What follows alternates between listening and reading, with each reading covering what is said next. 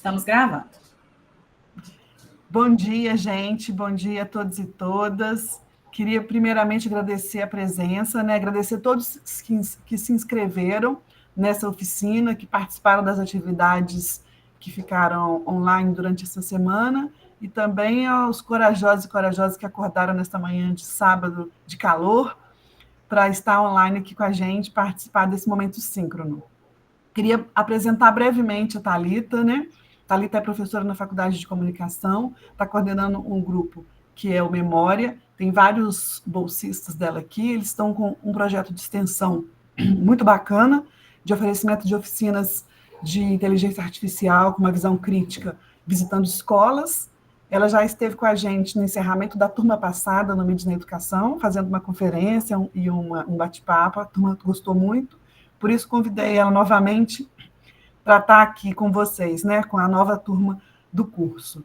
E aí preparamos, né, essa oficina, eu estive com o grupo acompanhando o planejamento, né, da oficina para essa adaptação no modelo EAD, e é muito interessante que os bolsistas, né, que são alunos de graduação, participam ativamente, né, gostei muito de ver, né, o funcionamento da equipe. E vou passar a bola para ela agora e desejar a vocês aí uma boa manhã, uma boa aula. Oi, gente, muito bom dia, sejam bem-vindos, bem-vindas. É um prazer estar aqui com vocês. Eu agradeço muito a Janaína, a oportunidade de a gente estar falando aqui com vocês. O projeto Memória, ele surgiu em 2023, né, como um projeto de extensão. Então, estamos aí quase 2 anos já de atuação, estudando, levando esse conhecimento para o pessoal. E, para começar, eu vou fazer uma brevíssima apresentação do projeto, para vocês conhecerem também um pouco do nosso lugar de fala, né? Então, assim, como que a gente enxerga a inteligência artificial, como que a gente trabalha ela, como que a gente estuda ela. Então, eu preparei muito rapidamente uma apresentação e vou compartilhar com vocês. Só me avisem, por gentileza, se vai aparecer aí para vocês direitinho a apresentação.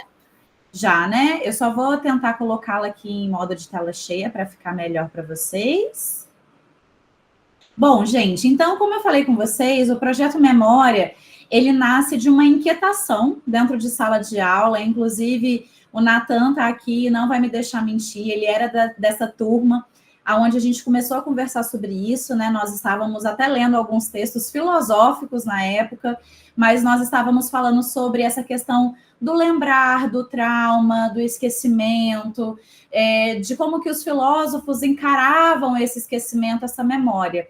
E aí, nesse debate em sala de aula, eles começaram a questionar muito sobre como que a inteligência artificial naquele momento estava recuperando esse passado de uma forma boa, mas também de uma forma muito nociva, de uma forma ruim, né? Trazendo, às vezes, falas de vítimas de abuso, de assassinatos, mas também sendo muito boa, trazendo ali recuperação de pergaminhos, de documentos, de fósseis, de informações, enfim. Então, eu vi ali que existia uma oportunidade da gente estudar sobre isso, né? Eu vi que na Facom, né, nós não estamos ainda trabalhando com isso de uma forma, não estávamos, né, trabalhando disso de uma forma muito focada.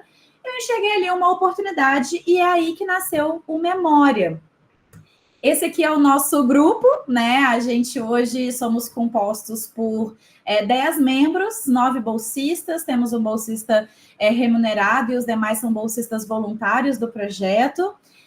E o que eu trago aqui para vocês é o que a gente tenta fazer dentro desse projeto, que é justamente promover esses eventos, seja na forma de palestra, de oficina, de seminário, de curso, e promover esse conhecimento sobre inteligência artificial. Então, normalmente nós vamos às escolas, a gente também já fez oficinas para professores da rede pública.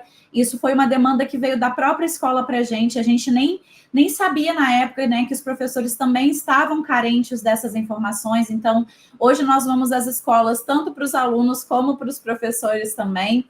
E a gente tenta promover esse pensamento crítico, né, demonstrando para os participantes, sejam alunos ou professores ou qualquer outro grupo, né, que a gente precisa enxergar a inteligência artificial primeiro como uma ferramenta, mas também de uma forma crítica, né? Então, a gente tenta passar isso para eles. O projeto, desde o seu início, ele tem uma parceria forte com a Rede Nacional de Combate à Desinformação, que é presidida hoje pela professora Ana Regina Rego, lá do Piauí, e a gente trabalha junto à rede justamente nessa forma de ensinar as pessoas a entender um pouquinho mais sobre fake news, sobre desinformação, sobre os riscos e perigos da IA. E aí foi pensando nisso que a gente construiu os módulos para vocês, né? A gente já teve a oportunidade de produzir vários eventos, nós mesmos, a gente sempre organiza uma palestra, uma oficina, com o intuito também de atingir a comunidade como um todo, né? Não só o nosso público-alvo. Então, vira e mexe, a gente está com alguma oficina, algum evento também, para ajudar nessa compreensão. E a gente tem o nosso mais novo produto, é o TV Memória. Depois, caso vocês tenham interesse, a gente tem esses episódios tudo no nosso Instagram, que é justamente uma ideia de criar um produto audiovisual que consiga se comunicar com as pessoas, né, com os nossos seguidores. Então, de uma maneira um pouco mais informal, de uma forma mais leve, a gente tenta levar também essa informação para os nossos seguidores. E também temos, né, vamos colocar em prática ainda, é o nosso desejo, começar também um quadro que se chama Papo Artificial, que é trazer para a nossa página esse bate-papo com estudiosos, professores, pesquisadores da área, né, tudo na tentativa de aumentar e disseminar também esse conhecimento que nós estamos construindo. E aí, só para vocês terem uma noção, o que a gente propôs aqui para vocês é muito parecido com a forma com a qual a gente trabalha.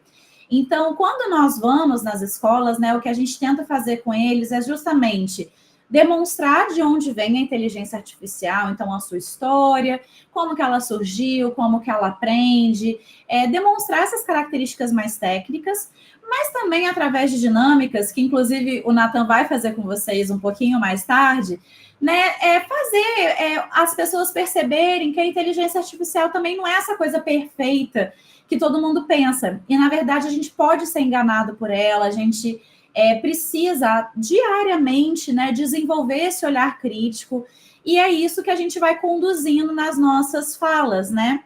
A gente também traz uma visão muito sobre a questão do avanço da inteligência artificial, os lugares que ela ocupa na nossa sociedade, né? Tentando demonstrar também que a gente pode usar ela desde que seja de forma consciente, desde que seja de forma crítica. No nosso campo do trabalho, a gente já teve uma parceria muito forte com o Senac aqui de Juiz de Fora, e lá a gente levou uma fala... Desculpa, dei uma cachorrinha em casa. E lá nós levamos uma fala muito direcionada para quem ia trabalhar em supermercados, secretariado e também no comércio. Então, isso foi muito interessante, porque a gente conseguiu demonstrar para eles, para esses jovens aprendizes que já estavam indo para o mercado, como que eles poderiam também usar isso nas suas funções profissionais, né, para além das escolas.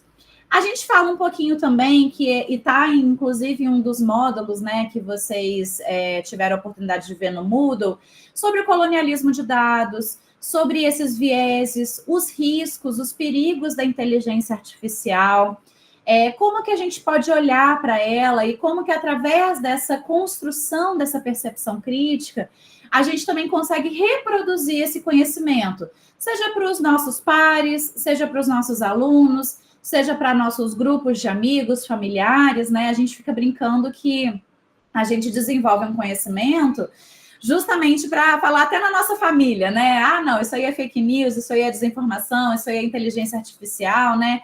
Então, a gente tenta trazer muito essa perspectiva crítica para eles, sempre através de muitos exemplos, né? Vocês viram até nos módulos que a gente tenta trazer isso muito para a prática, para as coisas que estão acontecendo no momento. E a gente sabe, né, que a inteligência artificial está aí a todo momento. E, além disso, né, eu já deixo, inclusive, um convite, um modesto convite aqui para vocês, caso vocês tenham interesse, né, de conhecer a nossa página no Instagram, que é @memória_UFJF. Lá vocês vão poder ver diversas postagens, tem o TV Memória, e a gente também posta no nosso Medium, né, que são textos um pouco mais reflexivos sobre os livros que nós estamos lendo, né? Nós temos lá já textos sobre vários livros que a gente leu no ano passado. Esse ano a gente está começando a leitura de um livro ótimo do Tarcísio Silva, que vai falar justamente sobre esse racismo algorítmico, né? Então, convido todos e todas, né, que se interessam pelo tema, que têm curiosidade, né, de procurar essas informações. A gente tenta dialogar com todas as faixas etárias, né, da nossa comunidade de seguidores. Então, fica aqui o convite, né, para vocês conhecerem um pouquinho o trabalho e também pegarem ideias, né, de atuação, de temas, de perspectivas, né, para usarem aí no seu dia a dia, no seu lugar profissional, né? Então, eu acho que isso pode ser de grande importância, de grande valia para vocês, né? Foi uma fala muito rápida, gente. O intuito era só tentar apresentar para vocês um pouquinho esse lugar de fala nosso, né, para vocês entenderem como que a gente pensa a IA, como que a gente trabalha com ela, né, qual que é o nosso objetivo dentro do projeto, que antes começou com as escolas e hoje ele já está ganhando um espaço muito maior, né, hoje a gente já teve a oportunidade de atuar nos PPG-Cons, né, a própria Janaína já fez um outro convite para a gente fez uma fala específica para a área acadêmica com o pessoal do grupo de pesquisa da Unirio, e por aí vai, né? A nossa ideia é tentar levar o conhecimento sobre inteligência artificial, no nosso caso, um pouco mais voltado para as humanas, né? Porque a gente vem da faculdade de comunicação, mas tentando trazer esse pensamento crítico. Então, fica o convite, né, para vocês conhecerem o projeto. E também eu queria deixar na verdade, deixar uma sugestão aqui para vocês. Nós construímos uma carta de serviços recentemente, na verdade, isso partiu muito dos meninos, né, que era uma necessidade da gente tentar colocar no material tudo que a gente pode oferecer. Então, para aqueles que, porventura, tiverem interesse de receber essa carta de serviços que a gente tem, eu gostaria de pedir que, ao longo do dia, né, vocês, à medida que for possível e que for do interesse de vocês, coloquem o e-mail de vocês aqui no bate-papo, que a gente manda para vocês depois. É um material em PDF, e lá também tem uma explicação sobre o que a gente faz e tem todos os serviços que a gente pode oferecer para vocês, assim. É um momento publicitário aqui, mas é o jeito da gente conseguir ampliar, né, a nossa rede. Nada acontece sozinho, né, gente? Então, a gente está aqui também para ajudá-los da melhor forma possível. Então, fiquem super à vontade. Só deixar o e-mail aqui no chat que os meninos vão recolhendo e depois a gente manda para vocês, tá bom? Bom, eu vou seguir conversando com vocês, porque, na verdade, agora eu vou fazer uma pequena conferência sobre um tema que eu tenho estudado, que é a relação da inteligência artificial com a memória, né? Essa minha inquietação, como eu falei com vocês, ela veio da discussão que eu tive, né, com os meninos lá em 2023, e eu sempre estudei essa temática do passado, da historiografia, da memória. Eu sempre gostei de olhar para esse lado do passado. E aí eu fiquei me perguntando como seria possível associar essas duas coisas, já que a inteligência artificial ela é muito relacionada e associada ao futuro, né? Então, ao presente e ao futuro automaticamente. Só que a gente sabe também que a inteligência artificial tem sido usada para recuperar e, por vezes, também ressignificar o passado, né? Então, eu preparei também uma apresentação, porque eu acho que essa coisa das imagens ajuda muito a gente perceber, né? Então, eu vou compartilhar novamente a minha tela, porque eu trago muitos exemplos imagéticos e preparei até uma falinha, assim, uma colinha, para eu não me alongar, né? Me ater aqui no tempo e não cansá-los também com a minha fala. E à medida também que vocês forem tendo alguma dúvida, quiserem fazer algum comentário, eu peço que vocês vão colocando no chat ou após a minha fala a gente conversa mesmo pela câmera, pelo áudio, né, da melhor forma possível. Deixa eu compartilhar aqui com vocês novamente. Apareceu aí para vocês? Apareceu, né? Obrigada. Bom, então, a minha fala, ela vem acompanhada desses exemplos e de algumas inquietações que eu estou tendo. E aí eu pensei de trazer esse tema para vocês, porque é algo que a gente pode pensar dentro da área da educação também, né? Então, pensar como que a gente consegue fazer essa associação, que não é aquela associação automática, né? Ou seja, relacionar IA com o passado, mas também como que a gente pode trazer essa perspectiva crítica, esse pensamento diante desse novo lugar, né? Então, eu começo dizendo assim: apesar da gente associar com muita frequência a inteligência artificial ao machine learning e ao deep learning, e principalmente ao futuro, é preciso ficar claro que as pesquisas de IA são muito mais amplas, né? Então, elas abrangem uma variedade de teorias, tecnologias. E quando a gente fala da IA, a gente deve considerar esse espectro de domínios que vão englobar essa vida artificial. Então, a gente está falando aqui de raciocínio automatizado, computação bioinspirada, mineração de conceitos e de dados, comportamentos, cognição, entre muitos outros campos. E aí eu me pergunto, né? E a memória? Aonde que ela se encaixa numa sociedade que, de certa forma, está acostumada a relacionar a inteligência artificial ao futuro? E aí eu começo a trazer alguns exemplos, né? Eu sei que em julho de 2023, esse exemplo eu até trouxe na aula que eu fiz para a Janaína, né, no ano passado, a Volkswagen, ela reacende esse debate, né, sobre essas questões relacionadas à memória, utilizando a técnica da deepfake, que trouxe Elis Regina de volta à vida. Em um comercial que foi, inclusive, muito emocionante, esteticamente muito bonito, aonde ela cantava ao lado de sua filha, Maria Rita. Vale ressaltar, né, gente, que aqui não só o aspecto da memória, mas na época que esse comercial foi ao ar, existia um grande debate ético sobre direito de imagem, sobre o posicionamento da Volkswagen na época da ditadura, que foi um momento em que a Elis Regina se posicionou, né, absolutamente contra esse regime, né? Então, existiram muitos debates, muitas conversas em torno desse comercial, para além da temática da memória. Ainda no ano passado, né, a IA contribuiu para a descoberta de um pergaminho de 2.000 anos. E os Beatles lançaram uma música inédita graças à recuperação da voz do John Lennon via técnicas de inteligência artificial. E para quem não sabe, né, no ano passado, o cantor Elvis Presley retornou aos palcos como IA através da criação de um holograma. Então, ele estava em turnê, né, através de um holograma feito com inteligência artificial. Tais possibilidades, somadas às técnicas para gerar esses gestos faciais, renderização de imagens, vídeos, estão sendo usadas com cada vez mais frequência para eternizar as personalidades e acontecimentos do passado. Esse contexto ele vai colocar para a gente diversas questões em debate. Além do mais, essa nova realidade de reconstruções e rememorações abre espaço para o debate sobre a memória, que é considerada por Walter Benjamin um ato humano de resistência. Para aqueles que não conhecem, Walter Benjamin é um filósofo alemão, ele é muito estudado aqui na área da comunicação, e ele traz contribuições muito importantes sobre a questão da história, da memória, a reprodutibilidade técnica, né? Ele escreveu textos muito potentes nos anos 20, anos 30, né? E eles são estudados até hoje por nós aqui na área da comunicação.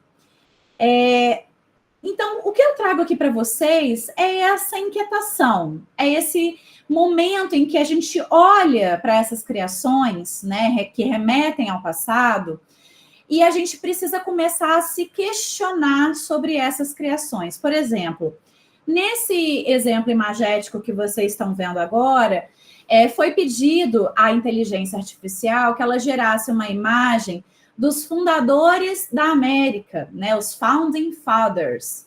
E eles geraram uma mulher preta, né, com roupas da alta burguesia, né, como se ela estivesse ali liderando esse movimento dos Founding Fathers.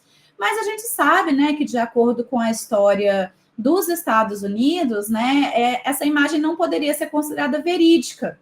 Né? A gente sabe que os fundadores da América são pessoas brancas, burguesas, homens, né? As mulheres não tinham necessariamente ainda esse espaço de decisão.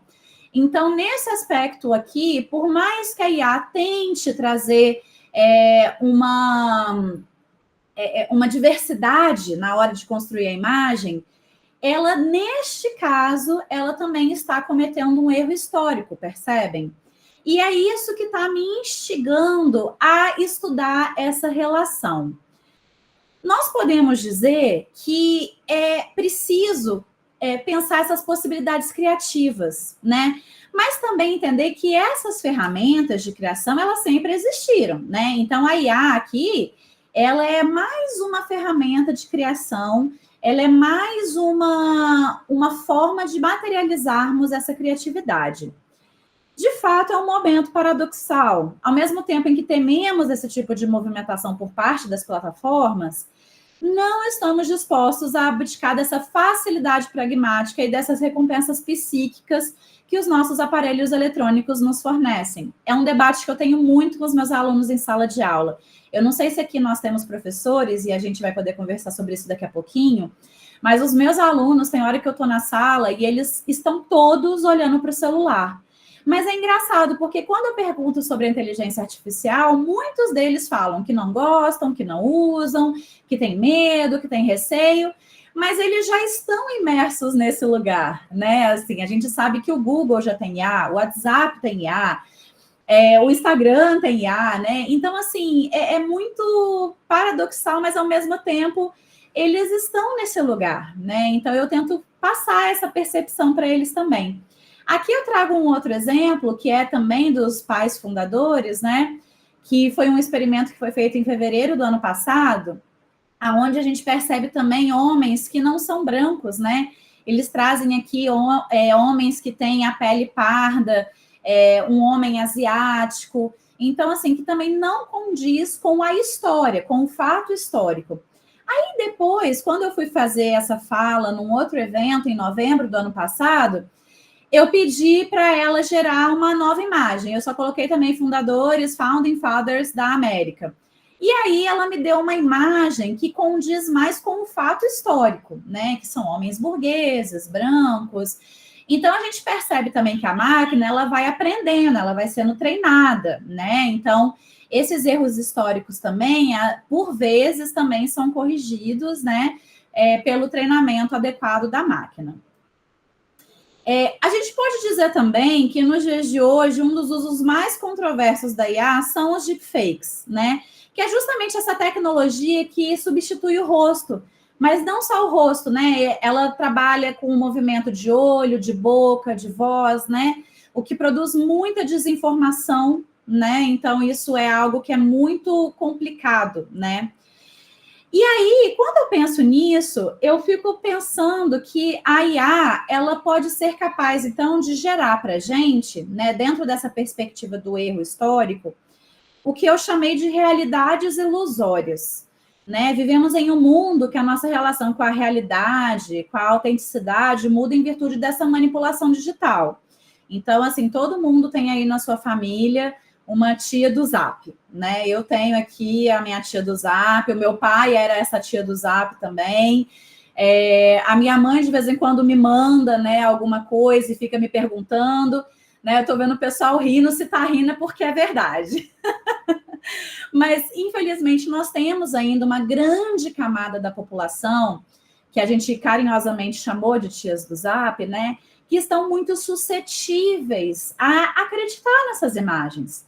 Às vezes por falta de conhecimento, falta de esclarecimento, falta de um pensamento crítico, não é? Que é muito o que a gente tenta trabalhar no nosso projeto. A gente sabe aí que os jovens, eles estão sendo uma porta de entrada muito grande para a desinformação também, né? E pensar que eles na escola estão construindo esse perfil, estão construindo essa percepção crítica, né? Então a gente tenta agir junto com eles para eles também perceberem essa diferença. Essa imagem aqui também que eu trouxe para vocês é da mesma época daquelas outras dos fundadores, que pediu imagem do Papa. E aí, observem que a IA fez um Papa com traços muito femininos, né? Uma pele parda, uma feição indiana, né? E um outro Papa preto, né? Coisas que ainda não aconteceram na nossa história, né? Nós ainda não tivemos nem um Papa mulher e nem um Papa preto, né? Então, novamente, trazendo essa perspectiva da questão histórica, né? E aí eu vou falar um pouquinho mais sobre isso um pouco mais à frente. Aqui também eu trago um exemplo de um casal, né? Foi feita a tentativa de fazer um casal caucasiano, né? E percebam que eles ficaram com traços muito asiáticos, né? Ambas as tentativas aí deram essa sensação também. Esse aqui foi um experimento que nós fizemos há bastante tempo atrás, inclusive, no projeto, durante uma oficina. Acho que a Janaína estava nessa oficina, salvo engano, que foi quando a gente foi para o laboratório e a gente tentou gerar algumas imagens. E aí, observem que coisa, né? Quando a gente pede um faxineiro bem-sucedido, né, uma imagem real fora do padrão, nós obtemos um homem preto, né, jovem, uniformizado ali com a roupa de faxineiro. Mas é engraçado, porque quando a gente pede um médico bem-sucedido, a IA, ela nos fornece um homem branco, né?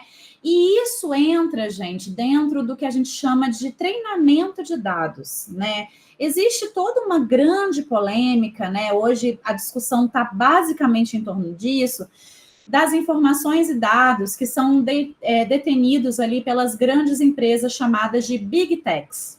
Nessas Big Techs, a maioria esmagadora da América do Norte, são empresas que têm ali as suas posturas, os seus perfis, elas têm ali crenças que elas querem que sejam defendidas, e essa aprendizagem, né, ela gere de acordo com esses interesses, né? Então, quando a gente às vezes fala assim, nossa, a IA é racista, a IA é preconceituosa, não é que a inteligência artificial seja, mas é porque o treinamento dela foi, né? A gente sabe que existem hoje diversos anotadores de dados que pertencem ao sul global, né? São pessoas que trabalham ali numa condição análoga à escravidão, que fazem toda essa filtragem de informações, de dados. Então, existe dentro dessa lógica geopolítica, né, da inteligência artificial, essa questão essa questão. Perdão, eu perdi a minha linha de raciocínio. Existe dentro dessa questão geopolítica um debate que está em alta. Eu ia falar do Trump, né? E aí agora a gente está de frente para um líder, né? Que está muito suscetível a se render ali às grandes tecnologias, não é à toa que o próprio Musk, né, vive do lado dele, enfim. Eu acho que alguém levantou a mão. Professora Thalita, bom dia, a senhora me ouve? Claro! É só uma perguntinha, porque eu sei que eu vou acabar me esquecendo, não vou fazer. Essa imagem do homem de cor preta e do homem de cor branca. Sim. Me diga uma coisa, o comando que foi dado à IA para a geração dessas imagens, você tem aí, junto com essas imagens? É exatamente esse trechinho que está em negrito. Aqui o que a gente colocou para gerar foi faxineiro bem-sucedido, imagem real fora do padrão. E aqui na outra, médico bem-sucedido, imagem real. Este foi o único comando que nós demos para a máquina. Tá, o que é fora do padrão na questão anterior? A gente tentou testar ela para ver se ela ia nos dar uma imagem ou de mulher ou de uma pessoa branca, porque a gente sabe que o treinamento da máquina já nos daria automaticamente um homem de cor, né, de pele preta ou parda. Então, a gente tentou, né, driblar esse treinamento para ver se ela nos daria alguma coisa diferente. Nós não fomos bem-sucedidos. Mas vocês tentaram fazer o mesmo, escrever fora do padrão no prompt do homem branco? Não tentamos. Esses são exemplos que a gente tentou há muito tempo atrás aqui, ó. Ele tem até a data, dia 20 de dezembro de 2023.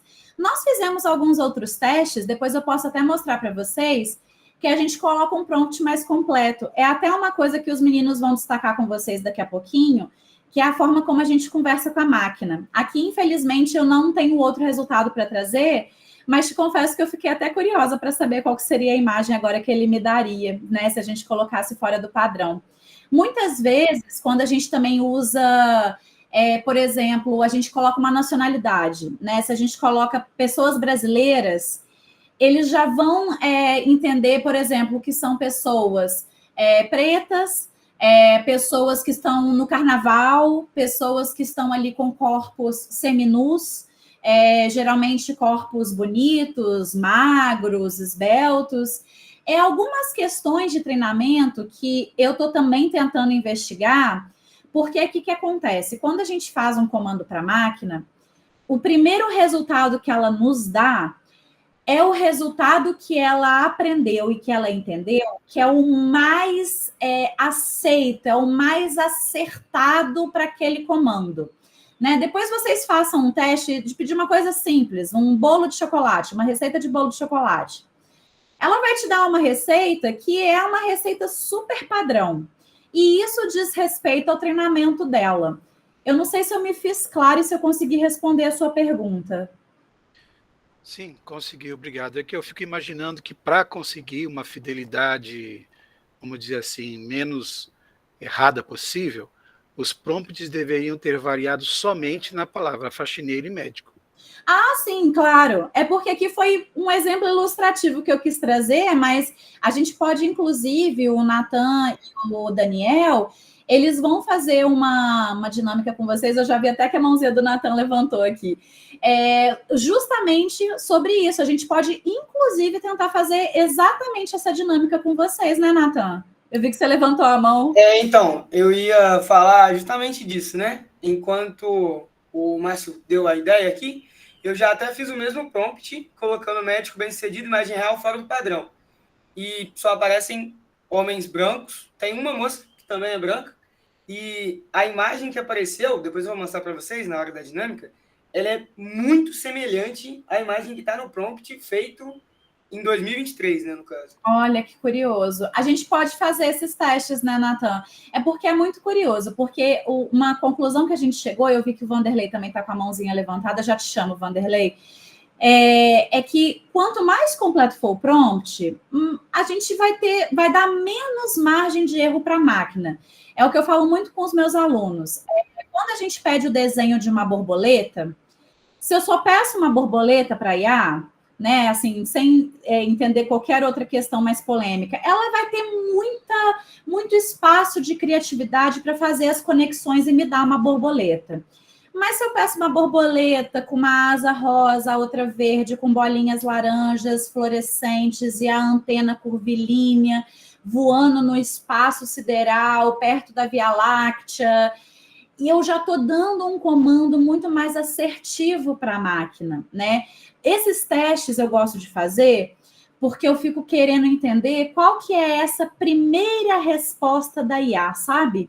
Eu fico querendo entender aonde que está esse treinamento dela. Mas, de fato, né, se a gente quer uma imagem muito mais acertada, muito mais fiel ao que a gente está imaginando, obviamente o prompt tem que ser mais completo. Vanderlei, eu vi que você tinha levantado a mão. Você gostaria de falar? Obrigado, professora. Imagina, Márcio, a gente vai seguir falando sobre isso, tem muita coisa que a gente pode falar sobre essa questão em específico. O Vanderlei, ele tinha levantado... Ah, sim. Bom dia. Ouvindo o Márcio falar aí, eu sou uma pessoa que eu estou começando agora a lidar com a inteligência artificial. Sim. Estou começando com esse curso aqui, não era muito afoito a essas tecnologias, não. E eu fiquei muito preocupado quando eu li que, de fato, a inteligência artificial ela tem essa questão do racismo, né? Quando você coloca um prompt, ele te associa pessoas pretas a trabalhos que são menos reconhecidos na sociedade e pessoas brancas a trabalhos mais bem reconhecidos. Sim. E eu tentei fazer esses testes, eu fiz vários testes. Eu coloquei para me mostrar um homem, por exemplo, segurando uma arma de fogo, ou a caricatura de um homem ou de uma mulher, né, fazendo determinados trabalhos. E eu não sei se a própria inteligência artificial ela melhorou de uns tempos para cá, pelo que vocês falam, parece que ela era bem racista, né? E talvez seja, eu não estou sabendo colocar o prompt certo, mas os resultados que eu tive, ela sempre me mostrava de todos os tipos de pessoas. Por exemplo, eu coloquei assim, uma criança passeando com os pais no calçadão da praia de Copacabana. Okay. Aí ele me mostrava várias opções de crianças pretas e de crianças brancas com famílias de homens e mulheres pretos e brancos. Aí eu fiquei até feliz, porque será que a inteligência artificial está melhorando nesse aspecto? Né? Por outro lado, eu colocava lá, por exemplo, eu coloquei um nome aleatório de uma pessoa que seja músico, tocando um violão, por exemplo, né? Um músico bem-sucedido. Ok. E todas as imagens que ele me deu, eu não sei se esse nome que eu coloquei coincidiu de ser de alguém famoso, mas todas as imagens que ele me deu era de um homem preto, muito bem vestido e tocando violão. Ok. Então, eu não sei se eu estou colocando o prompt errado ou se, de fato, a inteligência artificial ela está mudando esse quesito de ser tão racista, talvez, como ela iniciou. Obrigado. Então, nossa, é uma colocação muito boa essa que você faz, Vanderlei, porque, sim, à medida que vão acontecendo os erros, o treinamento da máquina ele vai sendo aprimorado. Mas ser aprimorado não significa que ela vai deixar, né, de perpetuar esses estereótipos, né, o racismo, homofobia, com relação também à religião.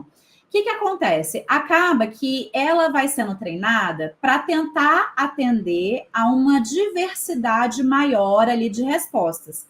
É aí que mora a minha inquietação, porque deixa eu voltar aqui para a apresentação. Quando eu trago essa imagem aqui, por exemplo, do Papa, eu preciso dizer que ela atendeu a uma diversidade maior do que me dar papas brancos. Mas, ao mesmo tempo, eu entendo que esse treinamento dela ser mais diversa, neste aspecto específico, também me gerou um erro histórico, do mesmo jeito que os fundadores. Aqui, no caso, ela estava treinada para ser mais diversa, ou seja, não perpetuar só imagens de pessoas brancas, eurocêntricas e tudo mais. Só que, ao fazer essa diversidade, com este comando em específico, ela cometeu um erro histórico. Então, ela ainda não é tão inteligente assim para fazer esse discernimento. E assim, tem hora que a gente vai conseguir imagens excelentes, né? Então, a gente vai conseguir, de fato, uma variedade interessante. Eu tenho feito um teste muito com imagem de família. Depois, se vocês quiserem fazer alguns testes aí, eu tenho feito esse teste há muito tempo já. Imagens de família, né? Para ver se, eventualmente, ela vai me dar uma família onde um dos membros tem alguma deficiência física, ou ela vai me fornecer casais homoafetivos, ou ela vai me fornecer uma família de mãe sola, né?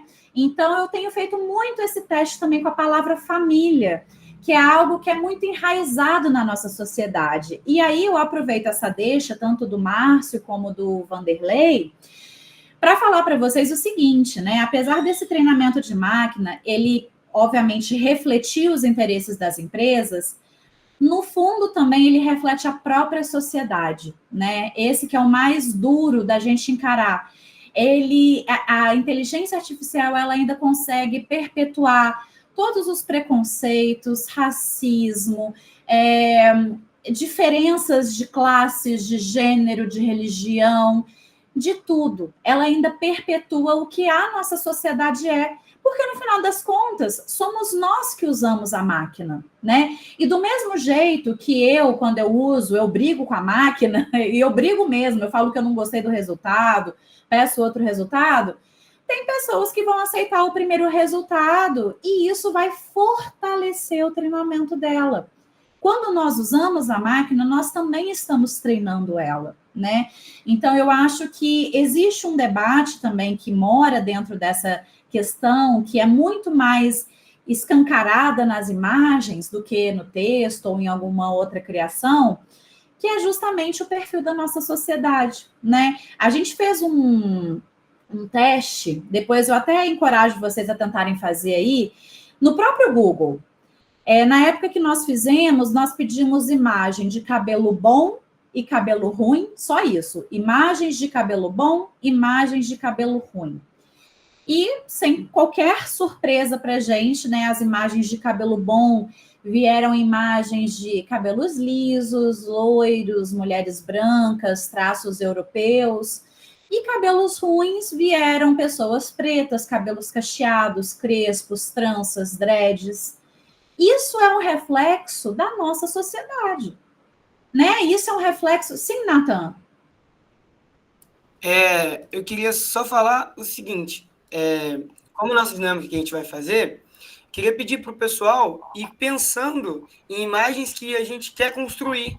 Ótimo. E a gente vai deixando no chat, e aí depois eu vou tendo outras ideias também, e a gente vai fazendo juntos. Então, se vocês tiverem alguma dessas dúvidas, como, por exemplo, o cabelo bom que a Thalita está citando, se vocês quiserem, a gente faz esse teste todo mundo junto, eu compartilhando a tela, fora as imagens que vamos criar com IA. Beleza? Aí é só deixando para vocês já irem pensando sobre isso. Boa deixa, Nathan. Realmente, a gente vai precisar muito da participação de vocês na parte da dinâmica. Eu vi que Maria levantou a mão também. Sim, eu só queria fazer uma recomendação de uma pesquisadora. O nome dela deixa eu só pegar aqui. É Fernanda Rodrigues. Ela é doutora em Direito, Tecnociências e Interdisciplinaridade da UFMG. Ela trabalha muito com isso em relação à moderação de conteúdo, moderação de algoritmos, e ela fez uma recomendação num curso que eu assisti o ano passado, de um livro que trata muito bem sobre esse perigo dos algoritmos, mesmo que ele seja mais diverso. Ela traz bastante essa questão de que, mesmo que a IA ela seja alimentada com esse comando de ser diversa, esses dados de diversidade, o perigo está mais em ela não ser supervisionada. Que alguma coisa vai acabar passando, algum preconceito vai acabar passando, entendeu? Porque ela vai aprendendo a partir da forma como a gente vai usando. E aí ela recomendou o livro Algoritmos de Destruição em Massa. Eu vou colocar nos comentários. Peraí. Ótimo, Maria.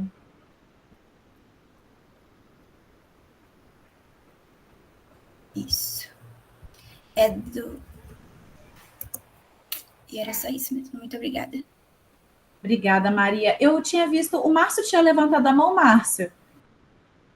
Sim, é só uma perguntinha agora para não interrompê-la depois. Imagina. Referente ainda ao slide anterior, uma coisa que eu acho que vai funcionar é treinar o alunado no tocante a desenvolvimento de tecnologia digital em sala de aula, por exemplo, quando forem utilizarem prompts, comparativos socialmente, como é o caso aqui, no slide, incluir o que ela precisamente quer, coisas como mostre realidade histórica brasileira, século XXI, ponto.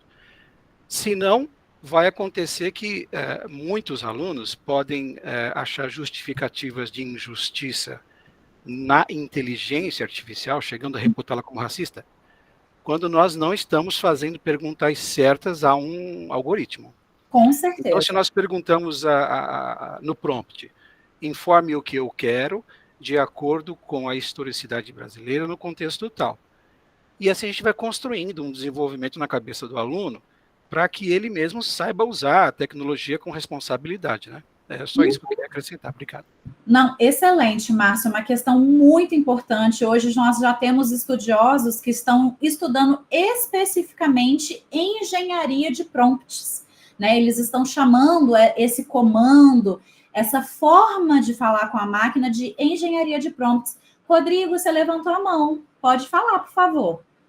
Oi, professora Thalita, está me escutando? Sim, te escuto bem. Não, só relatar aqui duas experiências que eu tive, uma de maneira mais séria, outra um pouco mais, para quebrar um pouquinho, para ficar mais leve aqui, sobre esse negócio. O primeiro é o seguinte, que no ano passado eu tive uma experiência com IA, eu, um professor de História, que a gente estava montando um catálogo de orientação para uma comunidade que assim, bem carente, onde a gente trabalha, numa escola municipal aqui da cidade, onde a característica assim, além de ser de renda familiar baixa, de cor predominante preta, né? E a gente queria fazer esse catálogo ilustrado, né? E colocar o mais perto da realidade deles. E a gente colocava, aí você comentou sobre a questão familiar, né? A gente colocou família reunida, ensinando, estudando com a criança, de cor preta, né? Papapá. E ele só dava a família mesmo, de cor preta mesmo, porém, num ambiente mais requintado. Então, a gente ia insistindo com o IA sobre colocar num ambiente mais humilde, mais, né, perto. Foi difícil conseguir. Foi difícil conseguir esse ambiente mais humilde que a gente queria. Até que no final a gente conseguiu, mas não chegou o desejado que a gente queria, mas a gente conseguiu chegar ao próximo. A gente foi lutando também com a discussão com a IA lá. É muito frustrante, né? É muito frustrante, exatamente. Parece que não está perto da realidade. Aí bate muito com o que você falou ali anteriormente, da questão da construção de dados, né? Que eles não estão acostumados muito com essa realidade ainda, não na questão da questão racial, mas da questão ambiental mesmo, né?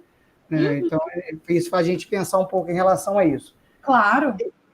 E o viés um pouco mais cômico, aí eu estou vendo aqui o Natan aqui vestido de Flamengo. Durante a semana, eu estava brincando aqui com o IA, aqui, com o curso, com os módulos que vocês colocaram aqui no Moodle para a gente. Sim. E eu sou Botafogo, né? E eu coloquei, né, símbolo do Botafogo num céu estrelado, ou então é um céu claro, no norte, com a aurora boreal. Não aparecia o símbolo do Botafogo de jeito nenhum. Então, eu fiquei frustrado com essa questão. Eles não conhecem o símbolo do Botafogo. Eles não estavam querendo colocar esse símbolo lá no céu. Exatamente. É só isso aí que eu queria falar. Então, obrigada, Rodrigo. Obrigado a você. Ana, você está com a mão levantada. Pode falar, meu amor. Bom dia, Thalita. Então, eu estava prestando atenção no que o Márcio falou e até prestando atenção um pouco na fala do Rodrigo, e eu vou ter que concordar e discordar do Márcio ao mesmo tempo. Concordar quando eu falo, tipo assim, que realmente a gente precisa aprender a conversar com a máquina e a dar comandos que ela consiga gerar aquilo que foi esperado. No caso, tipo, dar comandos mais específicos, como ele falou na criação da América, né, nesse sentido.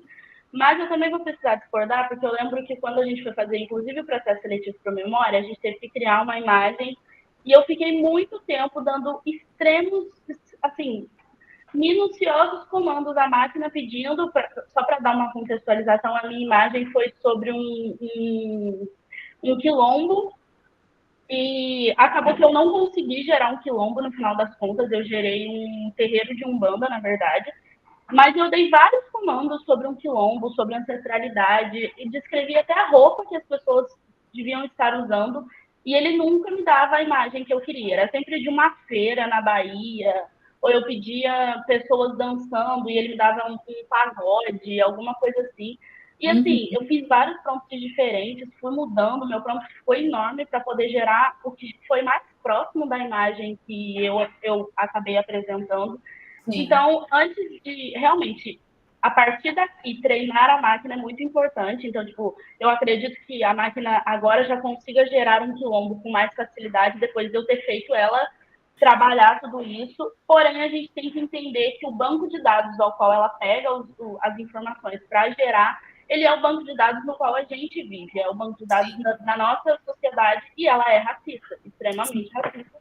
E isso implica no que a gente vê, nessas imagens que a gente vê em outras também. Então, assim, eu vou concordar discordando, e eu falei que prestei atenção na fala do Rodrigo, porque ele falou essa questão do símbolo do Botafogo, e foi exatamente isso que eu senti, tipo, a IA não reconhece um quilombo, sabe? Tipo, você pede para ela fazer uma caravela portuguesa, e ela sabe o que é uma caravela portuguesa, mas ela não sabia o que era um quilombo, e me dava uma feira, ou coisas desse tipo. Então, assim, realmente, treinar é muito importante, porém a gente tem que entender de onde vêm os dados dos quais ela já é treinada, né? Dos quais ela já recebe essas informações.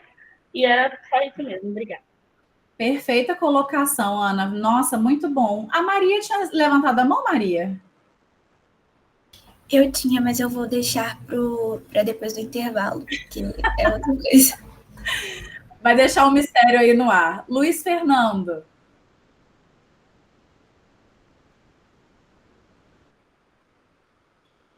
O Luiz Fernando levantou a mão. Pode falar, Luiz.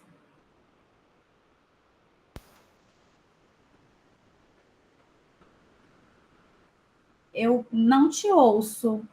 Está me ouvindo? Agora sim. Tá. Bom dia a todos. Só queria aproveitar já o embalo da discussão para relatar algumas dificuldades que eu tive para fazer atividade. Por exemplo, usando o Firefly, eu estava tentando criar uma imagem de um personagem do Machado de Assis. Só que o Machado de Assis usa o termo mulata. E aí o Firefly ele estava dando erro constantemente por conta dessa palavra. Eu não consegui de jeito nenhum gerar. Só que aí eu tentei usar o Leonardo aí. E aí eu usei o mesmo termo, ele aceitou o termo mulata, só que deu um erro quando eu pedi uma mulher escrava.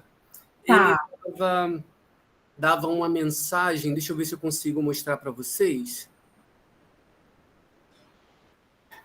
Uma mensagem em inglês. Deve ser sobre as políticas da plataforma, né? Acontece muito, são os filtros que as plataformas vão criando. Isso. Aí eu botei aí no chat, não sei se vocês estão vendo. E aí eu não conseguia gerar a imagem de jeito nenhum de uma mulher escrava. Eu tive que filtrar muito isso para conseguir gerar uma imagem. Porque o meu intuito é fazer com que os alunos se interessassem mais pelos contos, desafiando eles a criar imagens dos personagens. Aí talvez geraria um interesse maior. Entendeu? Então foi essa a dificuldade que eu queria relatar para vocês. Nossa, Luiz, muito interessante. Eu acho que a gente vai até, inclusive, conseguir adentrar mais nisso no momento das discussões, porque a gente quer muito saber quais foram as dificuldades, o que vocês tentaram criar. A gente estava conversando antes de vocês entrarem, a gente já estava aqui, ó, roendo as unhas, assim, falando o que eles criaram, o que eles pensaram. Mas eu vou dar só continuidade aqui na minha fala, porque vai pegar esses ganchos que vocês me deram agora, que é pensar também o que está acontecendo mais nesse campo da arte, né? Então, pensando um pouco nessa inquietação que eu passei para vocês, eu comecei a pesquisar o que estava sendo feito, o que estava sendo trabalhado, principalmente no campo das artes, que é um campo que me interessa muito, né? E aí eu trago aqui algumas questões também para pensarmos juntos, né? Quando a gente pensa nessa questão do viés racista, né, dos algoritmos, a gente está pensando, então, né, até conversamos aqui de forma breve, depois vamos adentrar mais nisso, sobre essa perpetuação dos estereótipos, né? Teve até uma colega nossa que colocou no chat que tem o viés da classe também, né? Então, às vezes a IA, ela não é treinada para entender essas distinções. E aí, eu trouxe essa imagem para vocês que eu achei muito curiosa, que foi um experimento que uma artista norte-americana fez com imagens de pessoas pretas, né? Então, ela tentou fazer viés de gênero, claro, Márcia também colocou aqui, isso acontece muito, viu, gente? E ela tentou fazer alguns resultados, e isso ganhou uma mídia muito grande, porque ela fez uma exposição, não com os resultados finais, mas com as tentativas frustradas de retratar mulheres, pessoas pretas, né? Esse aqui, por exemplo, era para ser uma imagem de uma pessoa preta chorando. E a gente não consegue nem identificar uma pessoa, né, nessa foto. A imagem está completamente distorcida. E aí, eu trouxe um pequeno trecho da reportagem que eu achei no O Globo. Depois, se vocês quiserem, posso compartilhar o link com vocês, que diz o seguinte, aí abro aspas, né? As melhorias ocultam algumas questões mais profundas que devemos levantar a respeito da discriminação, disse Dickens, né, é o nome da artista. A artista, que é negra, acrescentou: os preconceitos estão profundamente enraizados nesses sistemas, tornando-se arraigados e automáticos. Se estou trabalhando em um sistema que usa ecossistemas algorítmicos, quero que esses sistemas saibam quem são os negros de diversas maneiras, para que possamos nos sentir verdadeiramente apoiados, fecho aspas. E aí eu fico pensando, né, nesses exemplos que eu trouxe aqui para vocês, como que a virtualização da memória, ela está crescendo. E hoje, através dessas imagens que também são geradas por inteligência artificial. Aqui eu também trouxe alguns outros resultados que essa artista obteve, né? A gente percebe que dificilmente é uma imagem aceitável, né? A inteligência artificial que ela usou não dá conta, né, de fazer as representações que ela desejava. Essas imagens aqui, só para vocês saberem, elas foram geradas em 2020, então a gente entende que naquele momento a inteligência artificial era pouquíssimo treinada, né? Hoje, muito provavelmente, a gente obtém resultados melhores que estes aqui, que a artista compartilhou. E aí, eu trago uma última reflexão, até caminhando para o fechamento aqui da minha fala, que é tentar pensar como que a inteligência artificial pode trabalhar a favor da memória, né? Então, pensando nessa parte histórica, né? Aqui a gente não está falando necessariamente dos grandes debates que a gente comentou agora na nossa conversa, mas é pensar como que ela se relaciona com a memória. Então, o lembrar, celebrar, né? Compartilho aqui com vocês o trabalho de um jornalista que também se auto-intitula Deepfaker, né? Como sendo já ali quase uma profissão, né? Ele está fazendo imagens em homenagem aos 30 anos do Castelo Rá-Tim-Bum. E aí ele está usando da inteligência artificial para fazer essas imagens que são comemorativas, que vão celebrar, né, o Castelo Rá-Tim-Bum. São imagens muito bem feitas, percebam ali que tem uma feição das atrizes, né, dos artistas, algo que é muito bom e tem como objetivo celebrar, comemorar. Então, aqui a gente não está falando sobre uma tentativa de replicar algo histórico, né? Nós estamos falando de imagens que foram feitas para celebrar ali, né, o aniversário do Castelo Rá-Tim-Bum. Quando eu penso na possibilidade de criar esses imaginários do passado, é uma brincadeira interessante que eu vejo muito no trabalho da artista baiana que se chama Maiara Ferrão. Ela criou um trabalho com inteligência artificial que se chama Álbuns de Desesquecimentos. O projeto no qual ela usa a inteligência artificial na forma de fotografias e vídeos para imaginar e construir narrativas de afeto protagonizadas por pessoas negras e indígenas. Trabalhos como esse que eu trago aqui para vocês, eles vão propor uma discussão sobre a história do Brasil, confrontando traumas, apagamentos, esquecimentos. E, novamente, é possível a gente ver a inteligência artificial aqui como uma ferramenta que vai conseguir materializar esse pensamento crítico. Então, o trabalho da Maiara, ele vem na forma de resistência, né? Ela tenta imaginar as histórias que possivelmente foram apagadas do passado, né? De um Brasil escravocrata, que não dava lugar, espaço, permissão para nada, para essas mulheres negras indígenas, né? Oi, Virna. É só para dizer que eu sou professora de história, né? Uhum. E para mim, assim, para nós historiadores, a memória ela sempre é muito central. Tá. E para além das discussões acadêmicas e teóricas, talvez a inteligência artificial consiga ser assim a mais bela das coisas quando você vê essas imagens, porque devolve ao sujeito a sua humanidade. Sim, né, a sua total. essência, a sua vida, isso é muito belo. Parece que você está devolvendo tudo que foi tirado. Uhum. É muito bonito isso, né? Só isso para registrar, que eu achei maravilhoso esse trabalho. Obrigada. Não, esse trabalho da Maiara, gente, ele já teve até algumas exposições. Convido que vocês conheçam o Instagram dela. Salvo engano, é Maiara Ferrão mesmo, o Instagram dela. Ela tem feito alguns outros trabalhos.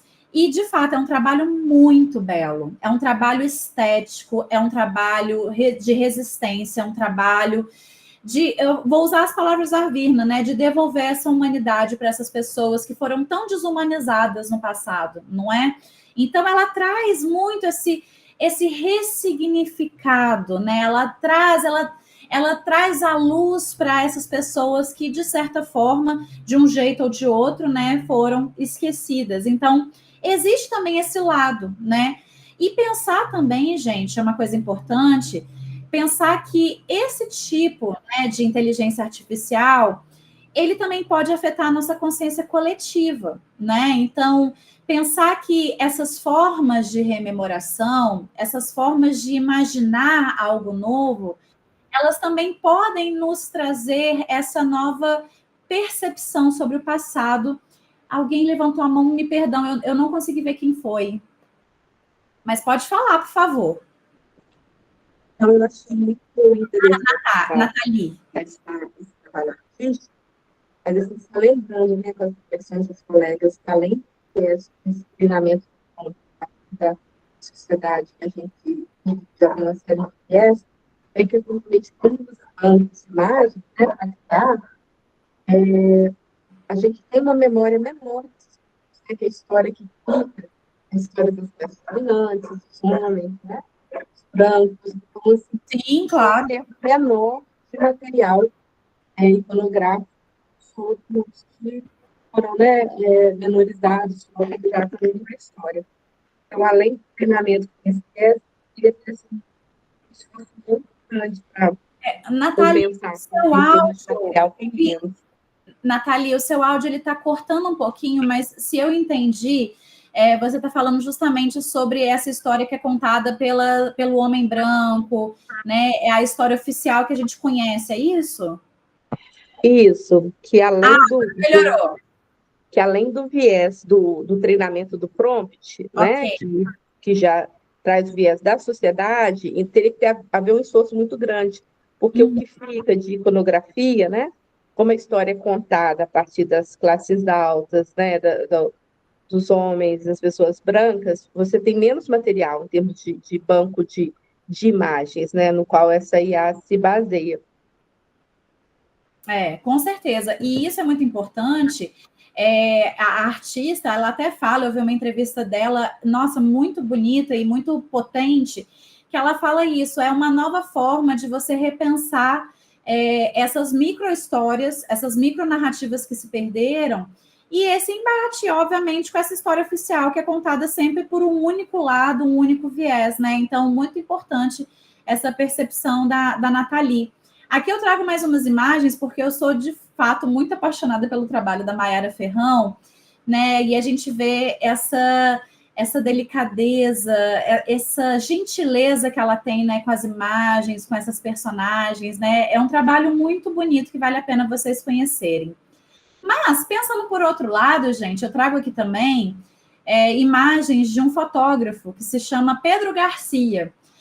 O Pedro, ele tem um trabalho que chama Carnavais Artificiais, que entra dentro dessa percepção dos imaginários do passado, só que aqui na forma de fantasia mesmo. É, de fato, uma imaginação, uma criatividade, como seriam esses carnavais. Então, ele usa de estéticas, de movimentos artísticos, movimento da moda, movimentos de arquitetura, para construir essas imagens do que ele chama de carnavais artificiais. Ele também tem Instagram, caso vocês queiram conhecer, Pedro Garcia, e esse projeto de carnavais artificiais dele tem até um site onde ele explica tudo sobre como ele criou também esse projeto com inteligência artificial. Né? A gente tem diversas referências artísticas, né? Então ele trabalha muito com tanto barroco, quanto expressionismo, quanto nouvelle vague, né? Então ele tem uma gama de referências, né, muito grande para construir essas imagens. E aí, de fato, agora chegando no finalzinho da minha fala, né, eu fico pensando nesses lugares aonde dá para a gente ressignificar também esse passado, né? Então, tem esse outro artista que tem um projeto que se chama Paraísos Artificiais, que é o André Lima.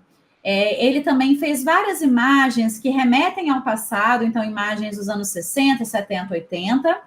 A maioria delas são imagens que retratam pessoas das periferias, dos morros, das comunidades, e ele tenta, de certa forma, ressignificar também um pouco isso, né? Então, pegar essa ideia do passado, criar essas imagens. Ele também usa muito imagens de carnaval, né? Tanto o Pedro quanto o André, eles usam o rio, né, como pano de fundo, aqui no Morro da Mangueira, por exemplo. Então, trazendo uma estética, trazendo um conceito, a gente pode perceber que elas se assemelham muito a fotografias, né? Mas é o intuito desses artistas trazerem essas imagens, mas que tem esse perfil fotográfico deles enquanto profissional também, não é? Aqui tem mais algumas imagens, né, que eu trouxe para vocês verem. E, por fim, mas definitivamente não menos importante, né, eu fecho a minha fala com a minha inquietação que eu trouxe para vocês lá no início, que é pensar justamente essa questão dos erros históricos, né? Então, talvez dentro da nossa conversa, a gente vai entender que existe sim agora esse treinamento, como Maria falou, né, dessa diversidade, mas ela, em excesso, ela sem o entendimento, sem o devido treinamento, ela vai ocasionar os erros históricos, né? E aí eu fecho dizendo o seguinte, que essa imagem foi também um experimento que aconteceu em fevereiro de 2024, onde foi pedido para o Gemini gerar imagens de soldados alemães de 1943.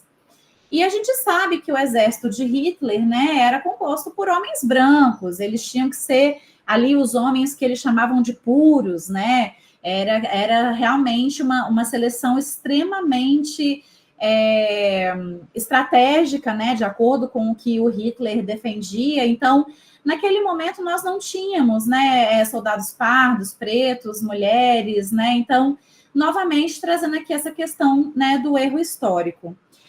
E aí, o que eu, né, finalizo dizendo aparentemente, a ferramenta, ao incluir essa diversidade étnica e de gênero para gerar imagens, como forma de evitar esses problemas de discriminação e estereótipos comuns à inteligência artificial, resulta nesses erros históricos. O Google, na época, né, dessa matéria, ele até reconheceu que o Gemini apresentava imprecisões em algumas representações históricas e que estava trabalhando para corrigir o problema. Para além das imagens de IA, né, elas podem cometer, por exemplo, erros de textos, né? Me voltei aqui da minha fala para a criação imagética, mas isso pode se repetir, se perpetuar em textos, em outras criações também, como foi o caso, né, sobre alguns textos que estavam sendo criados pela IA sobre o Holocausto.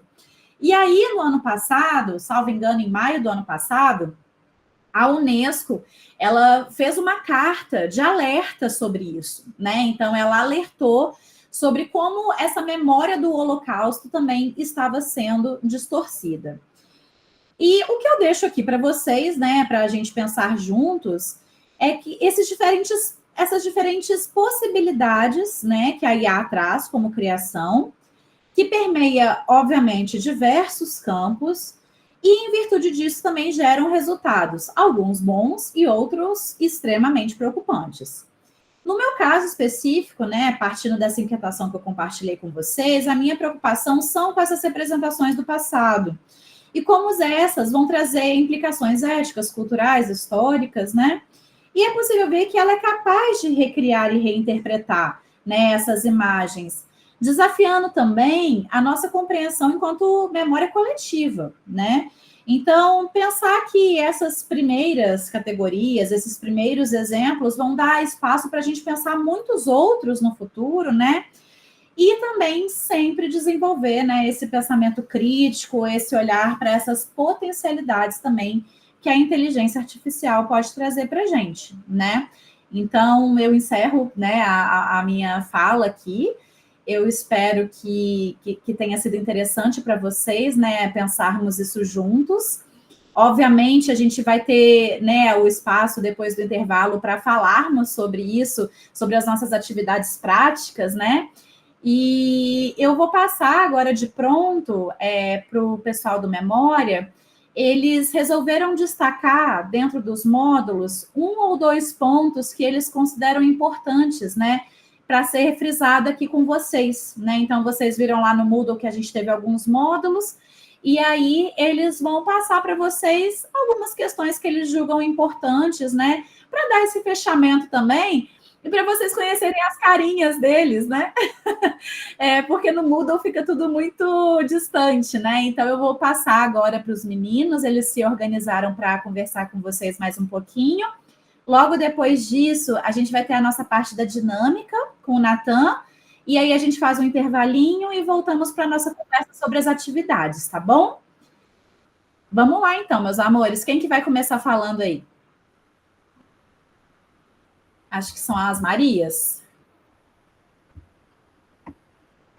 Isso, é a gente. Ah, e eu tenho 3 Marias, tá, gente, no meu grupo. Aí eu chamo tudo de Maria, que aí é mais fácil. São três Marias. Bom, gente, bom dia. Eu sou a Maria Vitória e a gente vai falar um pouquinho sobre a história da IA e sobre os prompts, que são os comandos que a gente dá para a máquina. Bom, ao contrário do que muitos pensam, a IA é muito mais antiga do que se imagina. Ela surgiu na Segunda Guerra Mundial, quando o Alan Turing criou a máquina de Turing. Ele tinha o intuito, né, de conseguir decifrar os códigos nazistas para ajudar na Segunda Guerra Mundial. E ele foi muito bem sucedido nessa missão, tanto que ajudou muitos países vencedores. E a partir disso, começaram a olhar de forma diferente para a máquina, começaram a se questionar quais pontos ela poderia abordar para agregar. Tanto que ele acreditava que a máquina era um dispositivo que ela podia aprender, bem como nós que podemos aprender qualquer coisa. Com isso, a IA começou a alavancar. Em 1950, foi cunhado o termo inteligência artificial na Conferência de Dalbermont. E aí começaram a olhar a inteligência artificial realmente como um campo da ciência. Com os estudos, foi provado que ela é um sistema de informação capaz de raciocinar e de resolver problemas. Naquela época, eles usavam muito do cálculo para poder provar essas coisas. Então, por exemplo, seguindo a lógica deles, uma máquina tinha que ser capaz de afirmar se um cálculo estava certo ou não, por exemplo. Bem como ser capaz de raciocinar, né? Tipo, tá certo ou errado, mas ela estava suscetível a erros ainda, não só naquela época, né? Até hoje. Entretanto, com isso, como ela estava suscetível a erros e também, por mais que ela estivesse dando certo, muitos cientistas ficaram frustrados porque nem todas as máquinas estavam respondendo aos seus comandos. Com isso, nós tivemos o que chamamos de inverno da IA. Eles pararam um pouco de investir na inteligência artificial justamente por causa dessa frustração. Eles não levaram em conta todo o sucesso que estavam tendo com as outras máquinas e simplesmente só focaram no que estava dando errado. E aí congelaram assim a inteligência artificial por 10 anos. Então foi na década de 90 que eles voltaram com os estudos e foi descoberto as redes neurais. Passando bem por cima, sim, porque se a gente for explicar redes neurais, vai ficar aqui praticamente a manhã inteira. Mas as redes neurais. Esse outro curso, né, Maria? Sim. As redes neurais, elas são basicamente a capacidade que a máquina tem de pensar. Lembram que eu falei que foi provado, né, bem no inicinho, que a máquina podia raciocinar? Então, agora eles sabiam disso de uma forma mais clara e mais precisa. E aí, com isso, foram evoluindo para o que temos hoje, por exemplo, as assistentes virtuais, que são o Google, a Alexa, a Siri, né, que tem também a Siri, os algoritmos do TikTok, que recomendam as coisas que a gente gosta, baseado no que o usuário consome, e entre muitas outras coisas. Aí agora a Maria vai falar um pouquinho dos prompts. Então, vai ser uma fala bem sucinta, porque acaba que vai englobar tudo que a gente já comentou, assim, ao longo da apresentação. Mas acho que é importante que eu vou tentar focar mais na parte da escrita, com a IA, por exemplo, do ChatGPT, do Gemini, até mesmo da IA chinesa, acho que é DeepSeek o nome dela. Então, eu vou tentar focar nos prompts específicos para essas IAs que geram textos. Então, primeiro de tudo, para a gente entender, é que realmente os prompts eles são aquelas instruções, aquelas perguntas que a gente coloca na IA. E a gente espera, de fato, ali obter um resultado para isso. Mas ela vai responder conforme a nossa necessidade, conforme o prompt que a gente deu. Então, ela não vai conseguir dar uma resposta eficiente se a gente não ensinar ela como fazer isso. Então, se a gente quer que ela de fato responda a nossa questão, a gente tem que ensinar ela a fazer isso de forma eficiente mesmo. E aí eu separei alguns tópicos, assim, eu falei um pouco por cima nos módulos, mas eu acho que é muito importante frisar. Acho que a primeira coisa, assim, que até foi comentado, é que a gente precisa ser muito claro e específico com ela. E quando eu digo claro, é de forma de forma a detalhar mesmo o que você quer. Por exemplo, eu não posso chegar nela e falar, me responda fale sobre X tema. Ok, é um prompt, é válido. Mas é claro que ali ela vai me dar uma coisa muito generalizada. Ela vai falar por cima, assim, ela não vai se aprofundar. Mas agora se eu falo assim, me forneça uma visão geral das principais características do tema X e destaque as suas aplicações na situação Y. Tá vendo que eu dei um prompt muito mais detalhado? Então, de fato, ela vai corresponder ali à minha expectativa, porque eu detalhei mais para ela o que eu preciso, qual que é a resposta que eu preciso. Então, a gente tem essa questão de detalhar o prompt para ele fornecer o resultado, mas a gente também não pode esperar que, se a gente quer pedir mais de uma coisa para ela não vai conseguir responder tudo isso em um único prompt. O que eu quero dizer é que a gente também precisa fazer uma separação do que a gente quer. Por exemplo, se eu quero pedir para ela falar para mim sobre a história do Brasil e depois eu quero que ela cite algum ponto específico. Eu estou falando de duas coisas diferentes. Elas podem estar ligadas, sim, mas são duas coisas diferentes. Então, até mesmo com a gente, se alguém demanda muitas coisas para a gente, uma coisa ou outra vai se perder ali. É impossível a gente pegar tudo. Então, fazer essa separação de pede um prompt primeiro, detalha ele, pega o resultado e depois faz outro prompt para ele te dar o resultado. E assim você vai ter uma coisa mais aprofundada. Porque se você faz muitos pedidos no único prompt, ele vai te dar uma coisa muito mais generalizada. Vai te dar uma coisa ali que não tem aprofundamento mesmo e, de fato, você vai acabar se decepcionando. Então, é uma coisa que a gente faz bastante, que é fazer essa conversa em etapas, entre aspas, assim. É realmente separar para que fique mais fácil, tanto para você, mas também para que ela consiga fazer esse detalhamento. Além disso, a gente tem que, já foi comentado também, mas sobre essa questão de fornecer contexto, por exemplo, eu sou acadêmica, e às vezes eu quero alguma coisa sobre artigo, eu quero fazer uma correção, ou até mesmo tirar uma dúvida sobre alguma disciplina. O que eu vou fazer? Eu vou falar, meu nome é Maria Clara, eu sou estudante da UFJF, eu preciso de uma ajuda para um texto sobre a disciplina de estética. É um exemplo, assim, mas quando a gente dá esse contexto para ele, ele sabe em que caminho seguir. Maria, você quer falar? Me desculpa te interromper, Maria, mas como é estranho esse Maria trocados. É só porque o que eu queria falar na hora que a Thalita estava falando vai encaixar bem com a sua fala, que é a questão de que a gente está aqui reforçando bastante essa coisa de que os prompts eles têm que ser mais detalhados, porque a gente tem que dar um comando específico para ter um resultado que a gente quer. Mas quando a gente pensa isso, a gente está pensando em nós que estamos buscando esse conhecimento, né? Mas as IAs que estão por aí sendo usadas no cotidiano estão sendo usadas por pessoas leigas. Então, geralmente, elas vão jogar o prompt mais simples possível. Elas não sabem que a IA ela precisa ser usada com um prompt específico, e é isso que é uma parte do trabalho do Memória, né? Levar isso para as escolas, para os professores. Então, é sempre bom a gente ficar atento de que a gente ainda não tem esse... como é que fala? Esse incentivo de ensino de como usar a máquina. É algo que está passando ainda muito pelo acadêmico, é algo que ainda não está chegando realmente na população.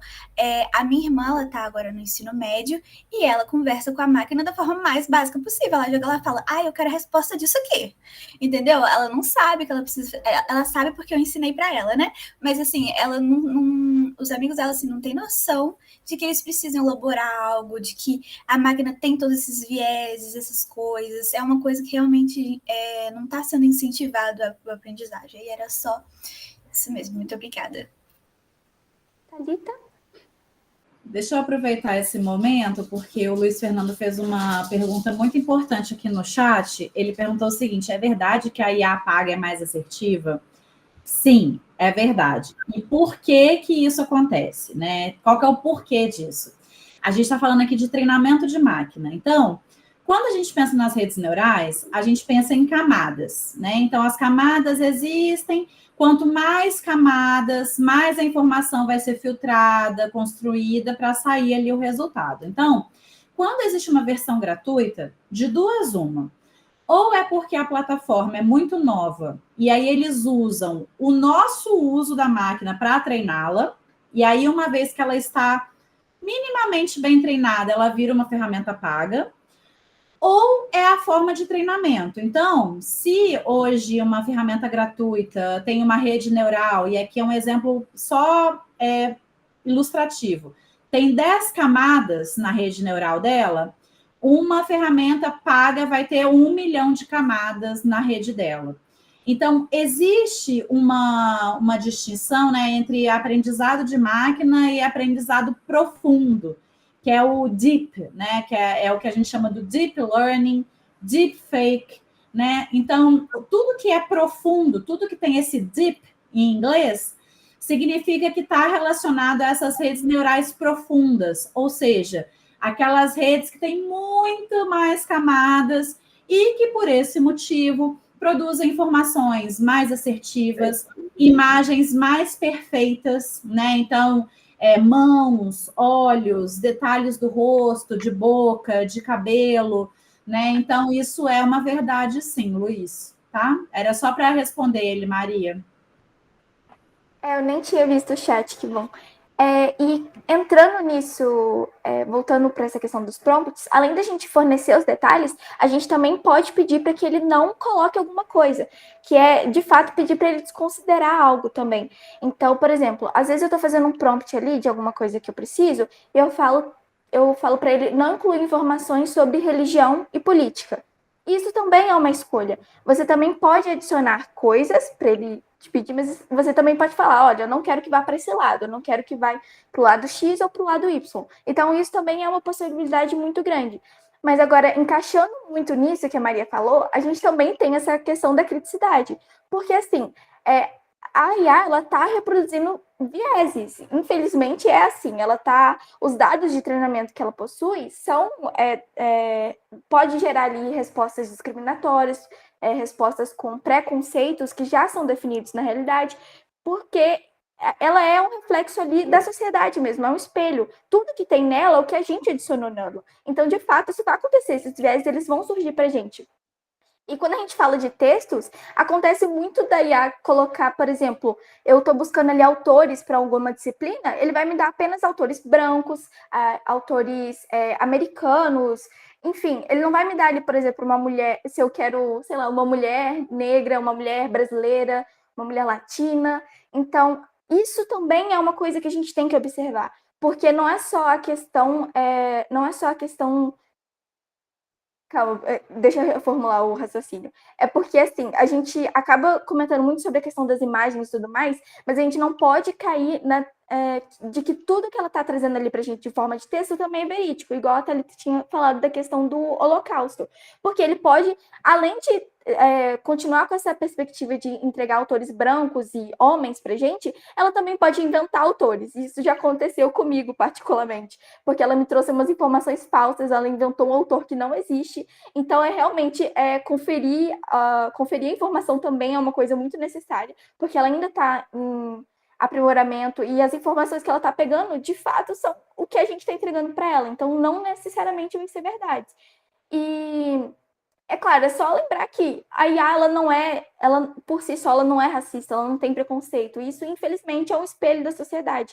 Então, quando a gente for fazer essas pesquisas, quando a gente for utilizar mesmo a IA no nosso dia a dia, porque isso acontece e vai acontecer sempre, a gente está chegando num momento que todo mundo ali já está, pelo menos um pouco, utilizando ela, aprendendo a utilizar, mesmo que de forma leiga, igual a Maria falou, mas é tentar trazer essa criticidade de que aquilo não é necessariamente é verdade, aquilo não é necessariamente o que de fato aconteceu, e realmente escolher, né? Será que eu quero para o meu trabalho autores brancos americanos? Será que eu só quero isso? Será que eu só quero propagar ainda mais essa visão que a sociedade tem? Mas é uma fala bem sucinta mesmo, gente. Eu vou encerrar por aqui, assim, porque pode ser um debate muito maior, mas enfim. Obrigada, Marias. Agora quem que vem é Ana? Ana com Lana? Até assim rima, né, gente? Isso mesmo. A Ana que vai começar apresentando. Joia, amor. Bom dia, gente. Eu sou a Ana Luísa, mas todo mundo me chama de Ana por aqui. E eu vou falar um pouco com vocês sobre o uso de IA na criação de música. Então, assim, a gente tem a inteligência artificial em vários âmbitos e em vários âmbitos artísticos também. A gente tem visto a IA subindo em vários âmbitos artísticos e essa é uma discussão que tem sido feita, assim, em vários fóruns, vamos dizer assim, porque até que ponto a IA pode produzir uma arte, até que ponto a pessoa que dá o comando para a IA é um artista, tanto quanto aquela que produz de forma mais autônoma, vamos dizer assim. E uma dessas polêmicas tem envolvido as músicas, a criação de músicas, inclusive tem muitos cantores, produtores reivindicando direitos autorais, musicais, porque dizem que a IA tem usado deles para ser esse banco de dados. E eu vou falar um pouco dessas questões com vocês. É uma coisa bem rápida, na verdade, eu vou mostrar duas ferramentas de IA que prometem escrever e produzir músicas a partir da inteligência artificial. E elas, assim, é como se elas fossem um coprodutor de música, como se elas fossem o seu escritor musical, alguma coisa assim. Eu vou só mostrar aqui, só um minuto. Vê se você está com a permissão de compartilhar a tela, Ana. Acho que tá, não tá? Acho que sim, não sei. Tá compartilhando, não? Tá sim. Tá. Peraí, então. Deixa eu aparecer para mim, que não tá aparecendo. Aqui para a gente apareceu, tá? Só para você saber. Tá. Ok, então essa aqui é a... Tá dando para me ouvir? Ok, né? Tá. Essa aqui que a gente tá vendo é a Easy Music, é um criador de música, uma ferramenta de criação de música. Ela promete ser autônoma, ser criativa, tal qual um cantor mesmo, um produtor musical, porém de uma forma mais rápida e mais dinâmica, assim, vamos dizer. Então, é como se você entrasse aqui e desse todos os dados para ela do que você quer numa música e ela cria uma música para você. Então, por exemplo, tem alguns modelos prontos de música já, mas tem alguns que você pode colocar. E aqui, quando eu entrei, ela tem um modelo pronto que eu posso ir mexendo. Por exemplo, ela tem um título que você pode deixar que a IA escolha, ou você pode escolher o título da sua música. Tem estilo, então aqui está no estilo aleatório, mas você pode colocar o estilo que você quer também. Então, tipo, eu posso colocar, sei lá, rap, e ela vai transformar essa letra que ela colocou aqui num rap. Como? Se vai ficar bom também, eu não sei. Mas aí tem os versos, ó, ela coloca versos, todos vêm, tipo, num primeiro momento eles vêm em inglês, mas você pode mudar. E aí você escreve a letra, ou você mantém a letra que ela coloca. Ela te dá a opção de voz também, de pessoas que você quer cantando, você quer uma voz feminina, você quer uma voz masculina, você quer uma voz aleatória, que é tipo, ele vai escolher de acordo com a letra e com o estilo da música que você escolheu. E aí ele gera a música. Eu gerei mais ou menos duas músicas iguais quando eu estava fazendo esse teste. Elas não têm muita diferença entre si. Na verdade, não tem diferença nenhuma entre si. Eu não cheguei a escutar a música inteira, mas assim, não ficou uma música boa, porque é uma música gerada automaticamente. E eu só não vou conseguir colocar para vocês escutarem aqui agora, mas testem em casa, eu fiz outros testes depois. E aí eu fui mexendo, tipo assim, fazer música não é meu forte, não. Então eu fui mexendo ali numa coisa ou outra e ficou interessante, vamos dizer assim. Mas aí ela gera, você pode fazer, você pode limpar tudo, você pode mudar os modos. Só um minutinho, peraí. Essa letra, você pode editar? Sim, você pode editar a letra também, quer ver? Ó, você vem aqui, aí eu posso tirar essa frase, se eu quiser, tá vendo? Aí, tipo, não quero essa frase, eu tiro. Ou quero colocar outra frase, coloco. Posso editar a letra do jeito que eu quiser. Ela meio que te dá uma coisa mais pronta, tipo, ela vem com uma inspiração, e aí você pode trocar tudo, tipo, produzir tudo novamente, ou você pode continuar em cima do que ela te falou. Ela tem, assim como a maioria dos projetos de IA, tem um espaço onde você pode guardar e tem uma versão paga também, que promete ser mais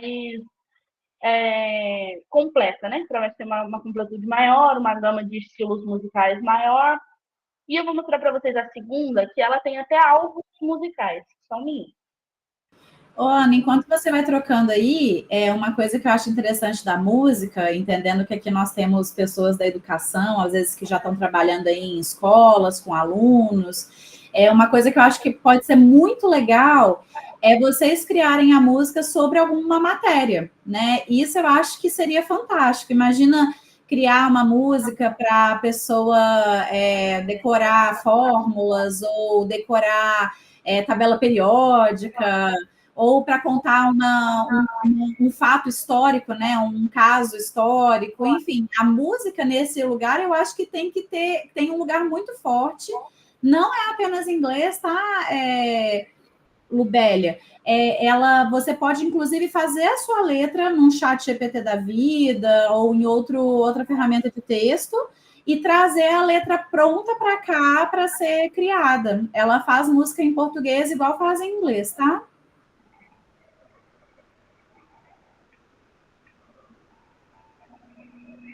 Ela pode ser usada para fazer não só músicas para serem veiculadas, mas nesse sentido também, de músicas para estudar, músicas para diversão, qualquer coisa desse tipo. E a segunda ferramenta que eu vou apresentar para vocês é a IA Music Generator. É muito parecida com a outra, porém ela tem umas funções no modelo gratuito, ela tem algumas funções a mais. Então, ela pede para você, tipo, contar um pouco sobre a sua música, caso ela não vem com um modelo 100% pronto, igual vem a outra, apesar dela ter alguns prontos já, mas você pode falar sobre o que você quer que seja a sua música, tipo, sem escrever a letra da música, mas, eu quero uma música para estudar a história do Brasil a tal momento, com esse estilo, para crianças de tal a tal idade, ou eu quero uma música que fale de amor, eu quero uma música inspirada nisso ou naquilo. E aí, esse funciona como um prompt. Você vai dizer para ela, tipo, aqui já tem mais ou menos eu quero uma canção emocional sobre não conseguir esperar para te ver de novo. E aí você coloca lá e ele vai te dar. E aí tem algumas músicas já prontas também, assim como no outro já tinha algumas músicas prontas. Ele tem algumas funções de álbuns também, que você pode usar como músicas de base, que podem produzir outras músicas, ou que você pode mexer nelas também. E tem até gêneros de músicas de IA. Essa eu achei uma novidade, assim, aparecer com gêneros musicais de IA, que eu nunca tinha visto antes. E aí ele também tem algumas, quer ver, tem tipo pop art, você faz as músicas dentro de um nicho específico de estilo musical. Você consegue ter músicas que foram criadas pela IA, então você já pega ali dentro daquele estilo que você quer, já te facilita a vida também. E aí tudo eles vão dizendo para você ir fazendo as músicas do jeito que você preferir. E ele responde algumas perguntinhas que geralmente a gente tem em dúvida com o uso da IA nesse sentido, que é, por exemplo, se ele é gratuito, né, nesse caso, e se você pode usar a música para fins comerciais, ou seja, se você pode ser um músico a partir de músicas de IA, se você pode veicular isso. Aqui diz que sim, que você pode veicular, que você pode atribuir, que você pode compartilhar, desculpa, eu esqueci a palavra, que você pode compartilhar músicas, você pode passar ela para frente. Tem versões pagas também, assim como as outras, ó, e tem bem mais funções na versão paga. Então, ele promete realmente te deixar fazer, tipo, produzir músicas e usar elas para finalidade que você quiser, mas algumas questões que envolvem essa coisa de arte feita por IA é a questão da subjetividade, né? A IA, a gente sabe que ela não tem uma capacidade subjetiva tão grande assim, tipo, na verdade, a capacidade subjetiva dela é completamente atrelada à pessoa que está dando o prompt para ela, e a questão de quem é a produção, né? Quem é o dono dessa produção? A pessoa que está dando o prompt ou a máquina? Porque a máquina, ela é como se fosse, por exemplo, um cantor fez um álbum e chamou tantas pessoas, tantos produtores, tantos escritores para escrever músicas para ele. Aí é como se fosse isso, como se fosse o seu escritor de músicas. Então, tipo, de certa forma, ela tem um domínio sobre aquilo também é dela, mas até que ponto é dela e até que ponto é seu, isso ainda é uma discussão, literalmente, questões éticas ainda têm entrado em voga principalmente pelo que eu falei anteriormente, dos músicos, falando que a IA tem usado desse banco de dados deles, né, músicos, cantores, produtores, desse banco de dados deles, para criar essas músicas feitas por IA. Então, elas não são músicas criadas do zero, né, são músicas que vêm de alguém, nesse sentido. E aí, bom, basicamente é isso que a gente tem para falar sobre a criação de músicas. Tem o Suno também, que eu acho que alguém falou aí, um monte de gente falou no chat, não sei, mas eu testei ele também, só que eu quis trazer outros dois diferentes, mas tem no Canva também, eu entrei no Canva. O do Canva é menos intuitivo, assim, para fazer, mas ele aparentemente serve também para fazer esse tipo de produção. E, assim, o quesito mesmo é explorar essas inovações e ver até que ponto você consegue realmente fazer uma produção boa e respeitar também as questões éticas nesse sentido, mas no caso das músicas é basicamente isso, gente. Oi, gente, bom dia. Dando continuidade no que Meu nome é Lana, né, começando por aí. Dando continuidade no que a Ana estava falando, eu vou abordar um pouco sobre essa questão dos direitos autorais dentro das produções artísticas. E dentro das pesquisas que eu estava fazendo, eu descobri que tem um projeto de lei que ele está começando a ser estudado e começando a ser analisado para poder, tipo, como que a gente vai respaldar esses artistas, né? E aí, uma das coisas que a gente vem lendo e aprendendo sobre é que o primeiro ponto é que precisa proteger esses artistas da questão da remuneração, e o segundo ponto é proteger ele desse medo da substituição e da concorrência pelo uso da IA. E com relação a essa questão da substituição e do uso da inteligência artificial nas produções artísticas, um exemplo que a gente tem é dos tradutores de filmes e séries.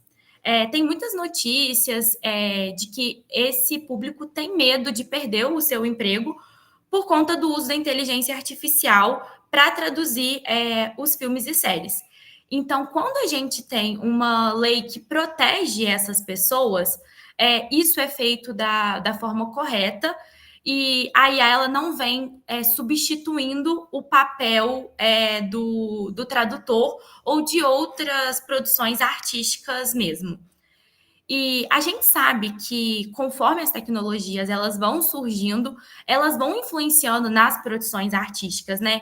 Então, a inteligência artificial ela pode ser usada tanto de uma forma positiva quanto de uma forma negativa dentro desse meio. Até mesmo no material que a gente disponibilizou para vocês sobre notícias e pesquisas falando sobre a inteligência artificial dentro dessa área mais artística, e a Thalita até trouxe o exemplo do uso da inteligência artificial na música dos Beatles.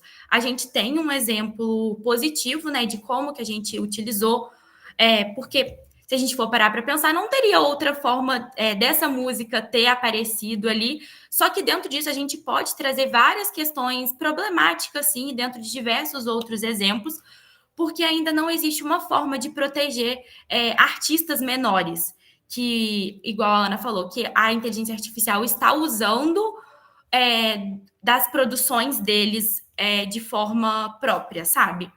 E aí, outro ponto também que eu tinha mencionado é sobre a questão da remuneração. A indústria cultural, ela é controlada por poucas empresas. E então, o dinheiro dentro dessa área, ele acaba sendo focado só em determinados nichos, em determinadas produções. E muitos artistas, eles não são valorizados. E isso a gente percebe desde antes do uso da inteligência artificial. Não é algo novo. Só que com o uso da inteligência artificial, isso pode se acentuar. Então, também é necessário que eles sejam protegidos nesse sentido. Porque quem que vai fazer essa intermediação?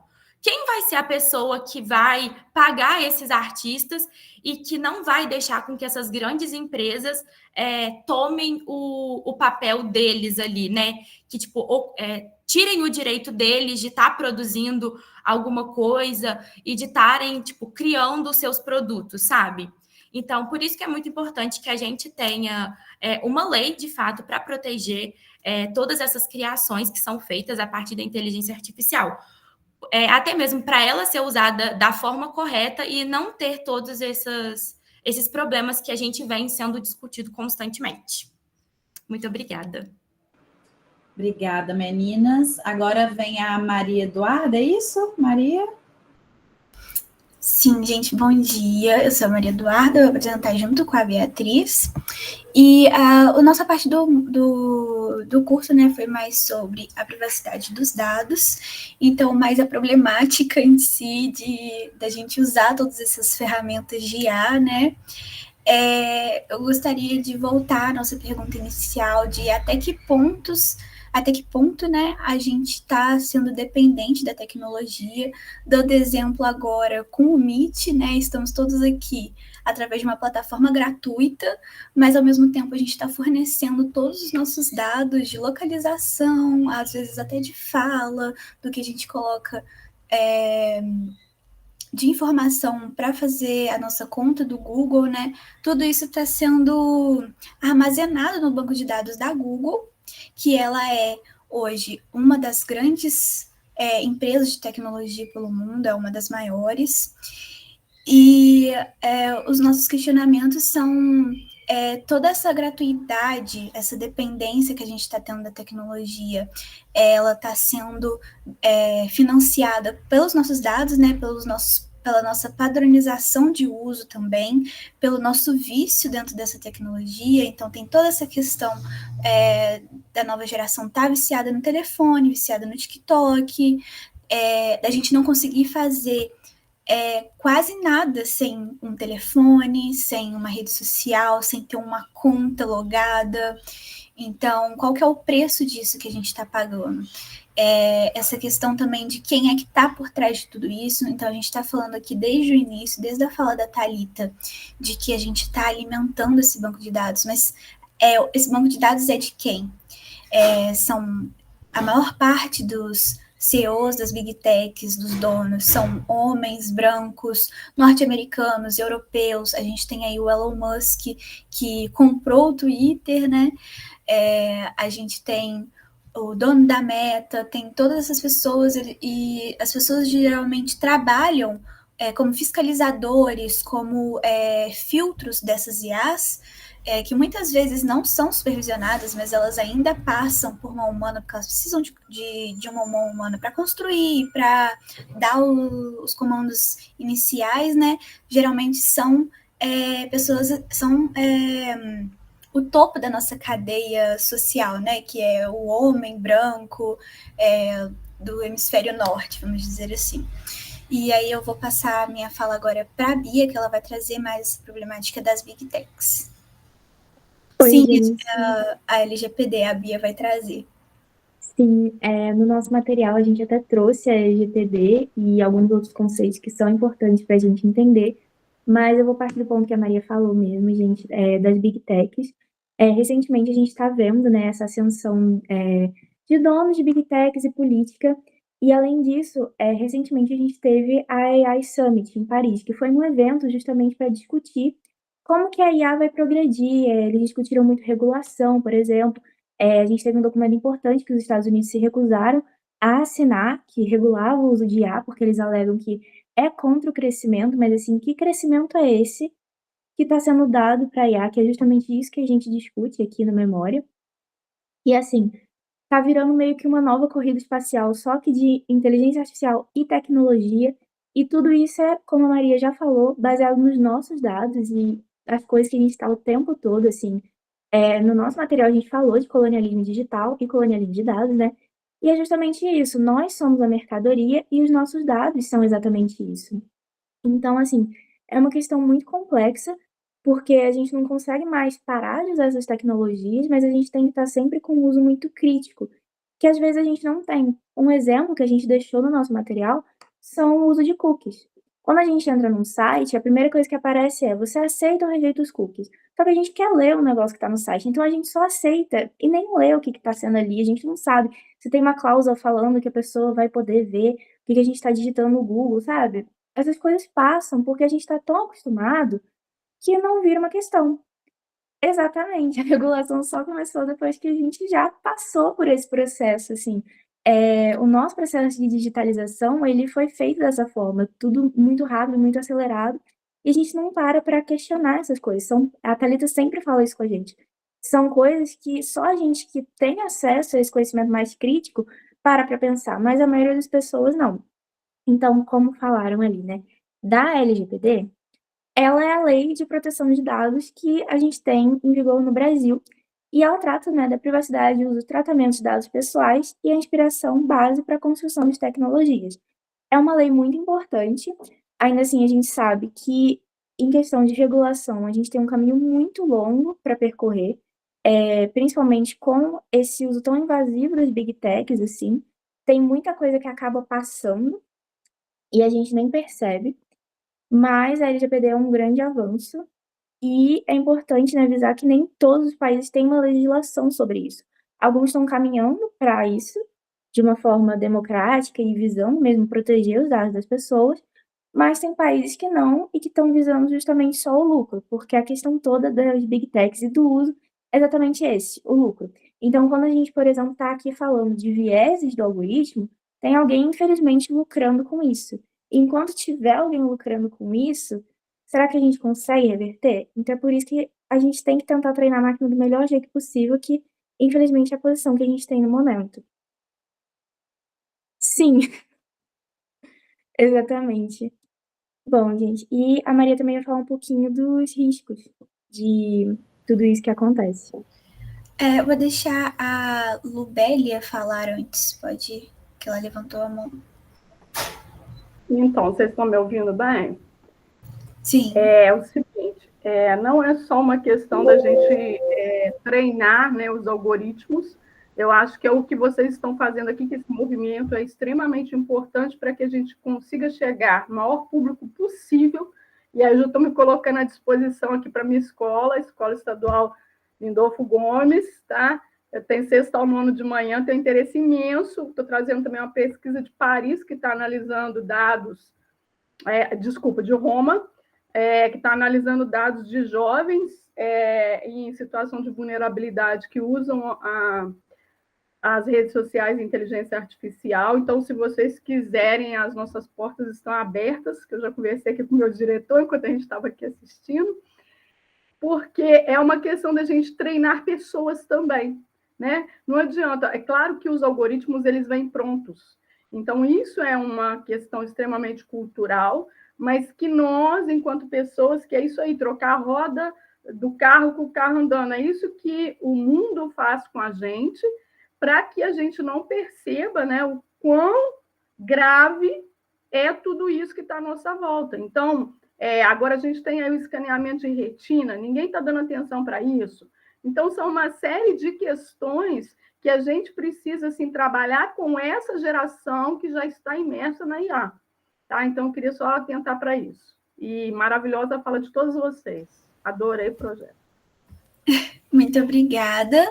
Se você quiser deixar o seu contato aqui nos comentários, a gente entra em contato sobre as escolas, tá bom? Eu e a Maria Vitória, a gente é responsável por isso, e a gente já resolve um dia para a gente conversar sobre, para a gente ir, a gente já marca tudo. Nós somos os parados das escolas, tá, gente? A gente aqui, ó, na hora que a gente ouve escola, o nosso olhinho fica até brilhando. Sim, sim. A Tereza de Jesus, ela disse que já produziu alguns artigos. Se você quiser mandar o nome para a gente, se tiver em algum lugar para a gente poder ler também, que nós somos leitores vorazes aqui no Memória, é só mandar para a gente também. Dando continuidade, né, eu vou pegar o gancho aqui da Bárbara sobre essa necessidade da educação midiática, que é algo também que eu falo mais lá para frente na nossa aula, que a gente está o autor de Colonialismo de Dados, ele vai trazer essa questão da gente estar vivenciando uma revolução nova, essa revolução digital, em que a gente está cada vez mais inerte dentro desse mundo, mais dependente, né? E justamente o que a Lubélia trouxe está acontecendo agora. Como é que fala, gente? Esqueci aquele negócio do olho. Ai, meu Deus. O quê? A íris, a retina, a íris do olho. É escaneamento de retina. Isso, escaneamento de retina. E pouco está se falando. Um dos artigos que eu estou trabalhando, escrevendo, é sobre como a mídia, ela dá só, às vezes, uma ou outra notícia sobre o que está acontecendo dessa imersão nossa, né? É tratado de uma forma muito neutra, sobre os avanços da tecnologia. A todo momento a gente está avançando e não há uma parada para pensar sobre como a gente vai ensinar a população a usar de uma forma que não nos prejudique. Uma das coisas que mais acontece é aquilo que a Thalita falou, do pessoal ter medo de usar a IA, né? E a gente precisa ter um certo receio, sim, justamente por causa dos riscos, dos preconceitos. Mas a gente também precisa ensinar as pessoas a usarem, porque a gente depende delas. Então, a educação midiática, a educação da IA é muito importante, é uma coisa que a gente reforça bastante com memória. Eu trouxe exemplos da Lupa e da Agência Pública também, não sei se eu coloquei, acho que não, acho que eu coloquei só da Lupa, mas a Agência Pública também faz uma certa apuração de dados, porque o que mais tem acontecido desde o boom da IA, né, lá em 2020, 2022, é a propagação em massa de fake news e propagação geradas por IA. Não só as de imagem, mas também as de texto.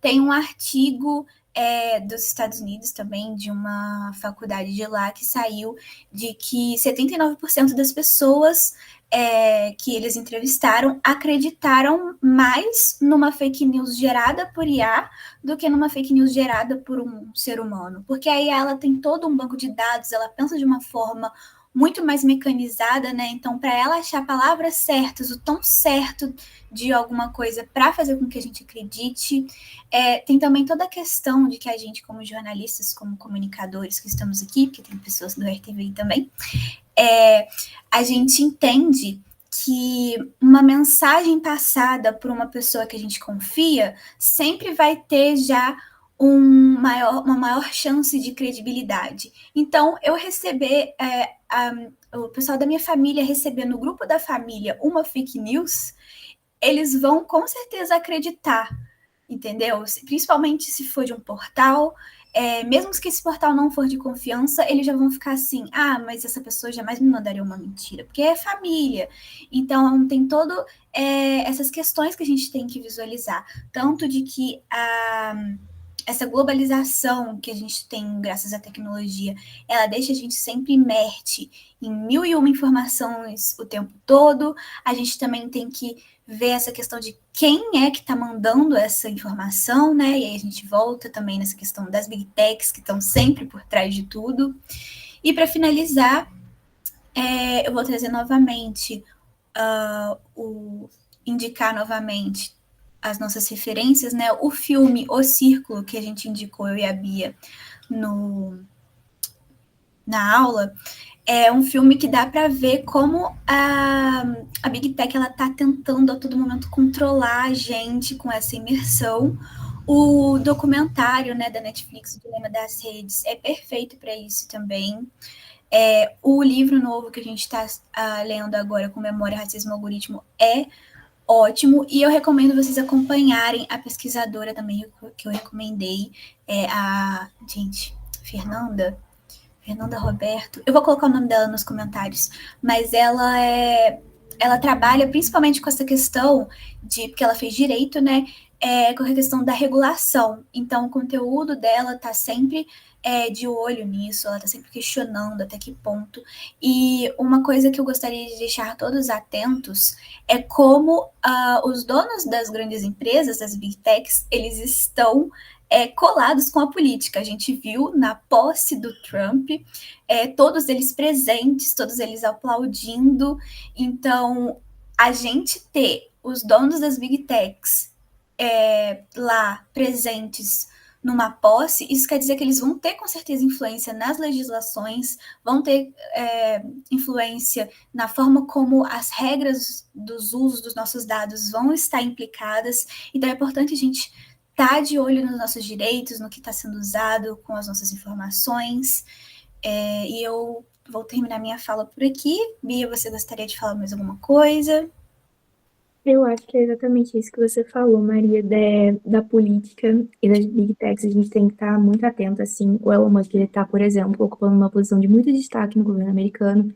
Então, assim, tecnologia, às vezes até mesmo os conflitos armados que a gente está vendo agora, está tudo relacionado. Então, a gente sempre tem que ter esse olhar muito crítico para isso.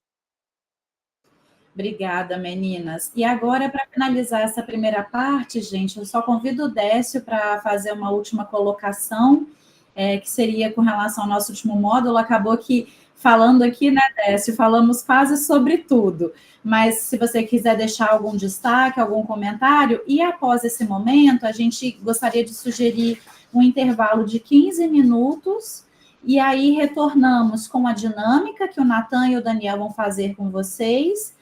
E após essa dinâmica, a gente traz como sugestão a divisão de grupos menores. Aí cada um de nós estaria com um grupo, né? Justamente para a gente conversar sobre essas atividades práticas, né, que vocês fizeram. E aí a gente vai poder falar sobre resultados, sobre prompts, fazer mais experimentos, né? Então, passo a palavra para o Décio. Após isso, a gente faz o nosso intervalinho e em seguida voltamos. Bom dia, pessoal. Como a Thalita falou, muitas das coisas do nosso módulo já foi falado, então minha fala vai ser bem rapidinha. Quem viu lá na aula que está no Moodle, o tema meu e da Thalita foi reconstrução e desinformação. E eu queria ressaltar com vocês, que a gente até colocou no material lá, como a inteligência artificial está presente em nossas vidas no contexto de notícias, informações, que, pelo menos eu acho que para a gente aqui do Memória, que está acostumado a pesquisar muito sobre isso, então acaba que o algoritmo manda para a gente já muitas notícias sobre, mas que é relevante para todo mundo. E a gente reforça lá notícias de da inteligência artificial sendo racista, como já foi falada, alguns riscos, como o fetiche deixa eu ler aqui rapidinho. Fetiche à tecnologia.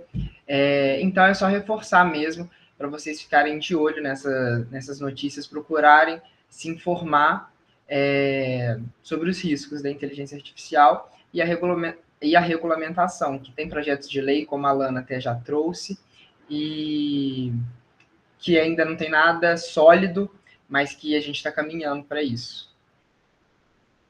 Gente, então eu gostaria, né, de propor aqui, a gente vai encerrar agora, são 10h40, né? Vamos voltar às 5:55 para a gente dar continuidade. Eu vou interromper a gravação nesse meio tempo, retomando, a gente retoma também a gravação. Então, vou pausar aqui.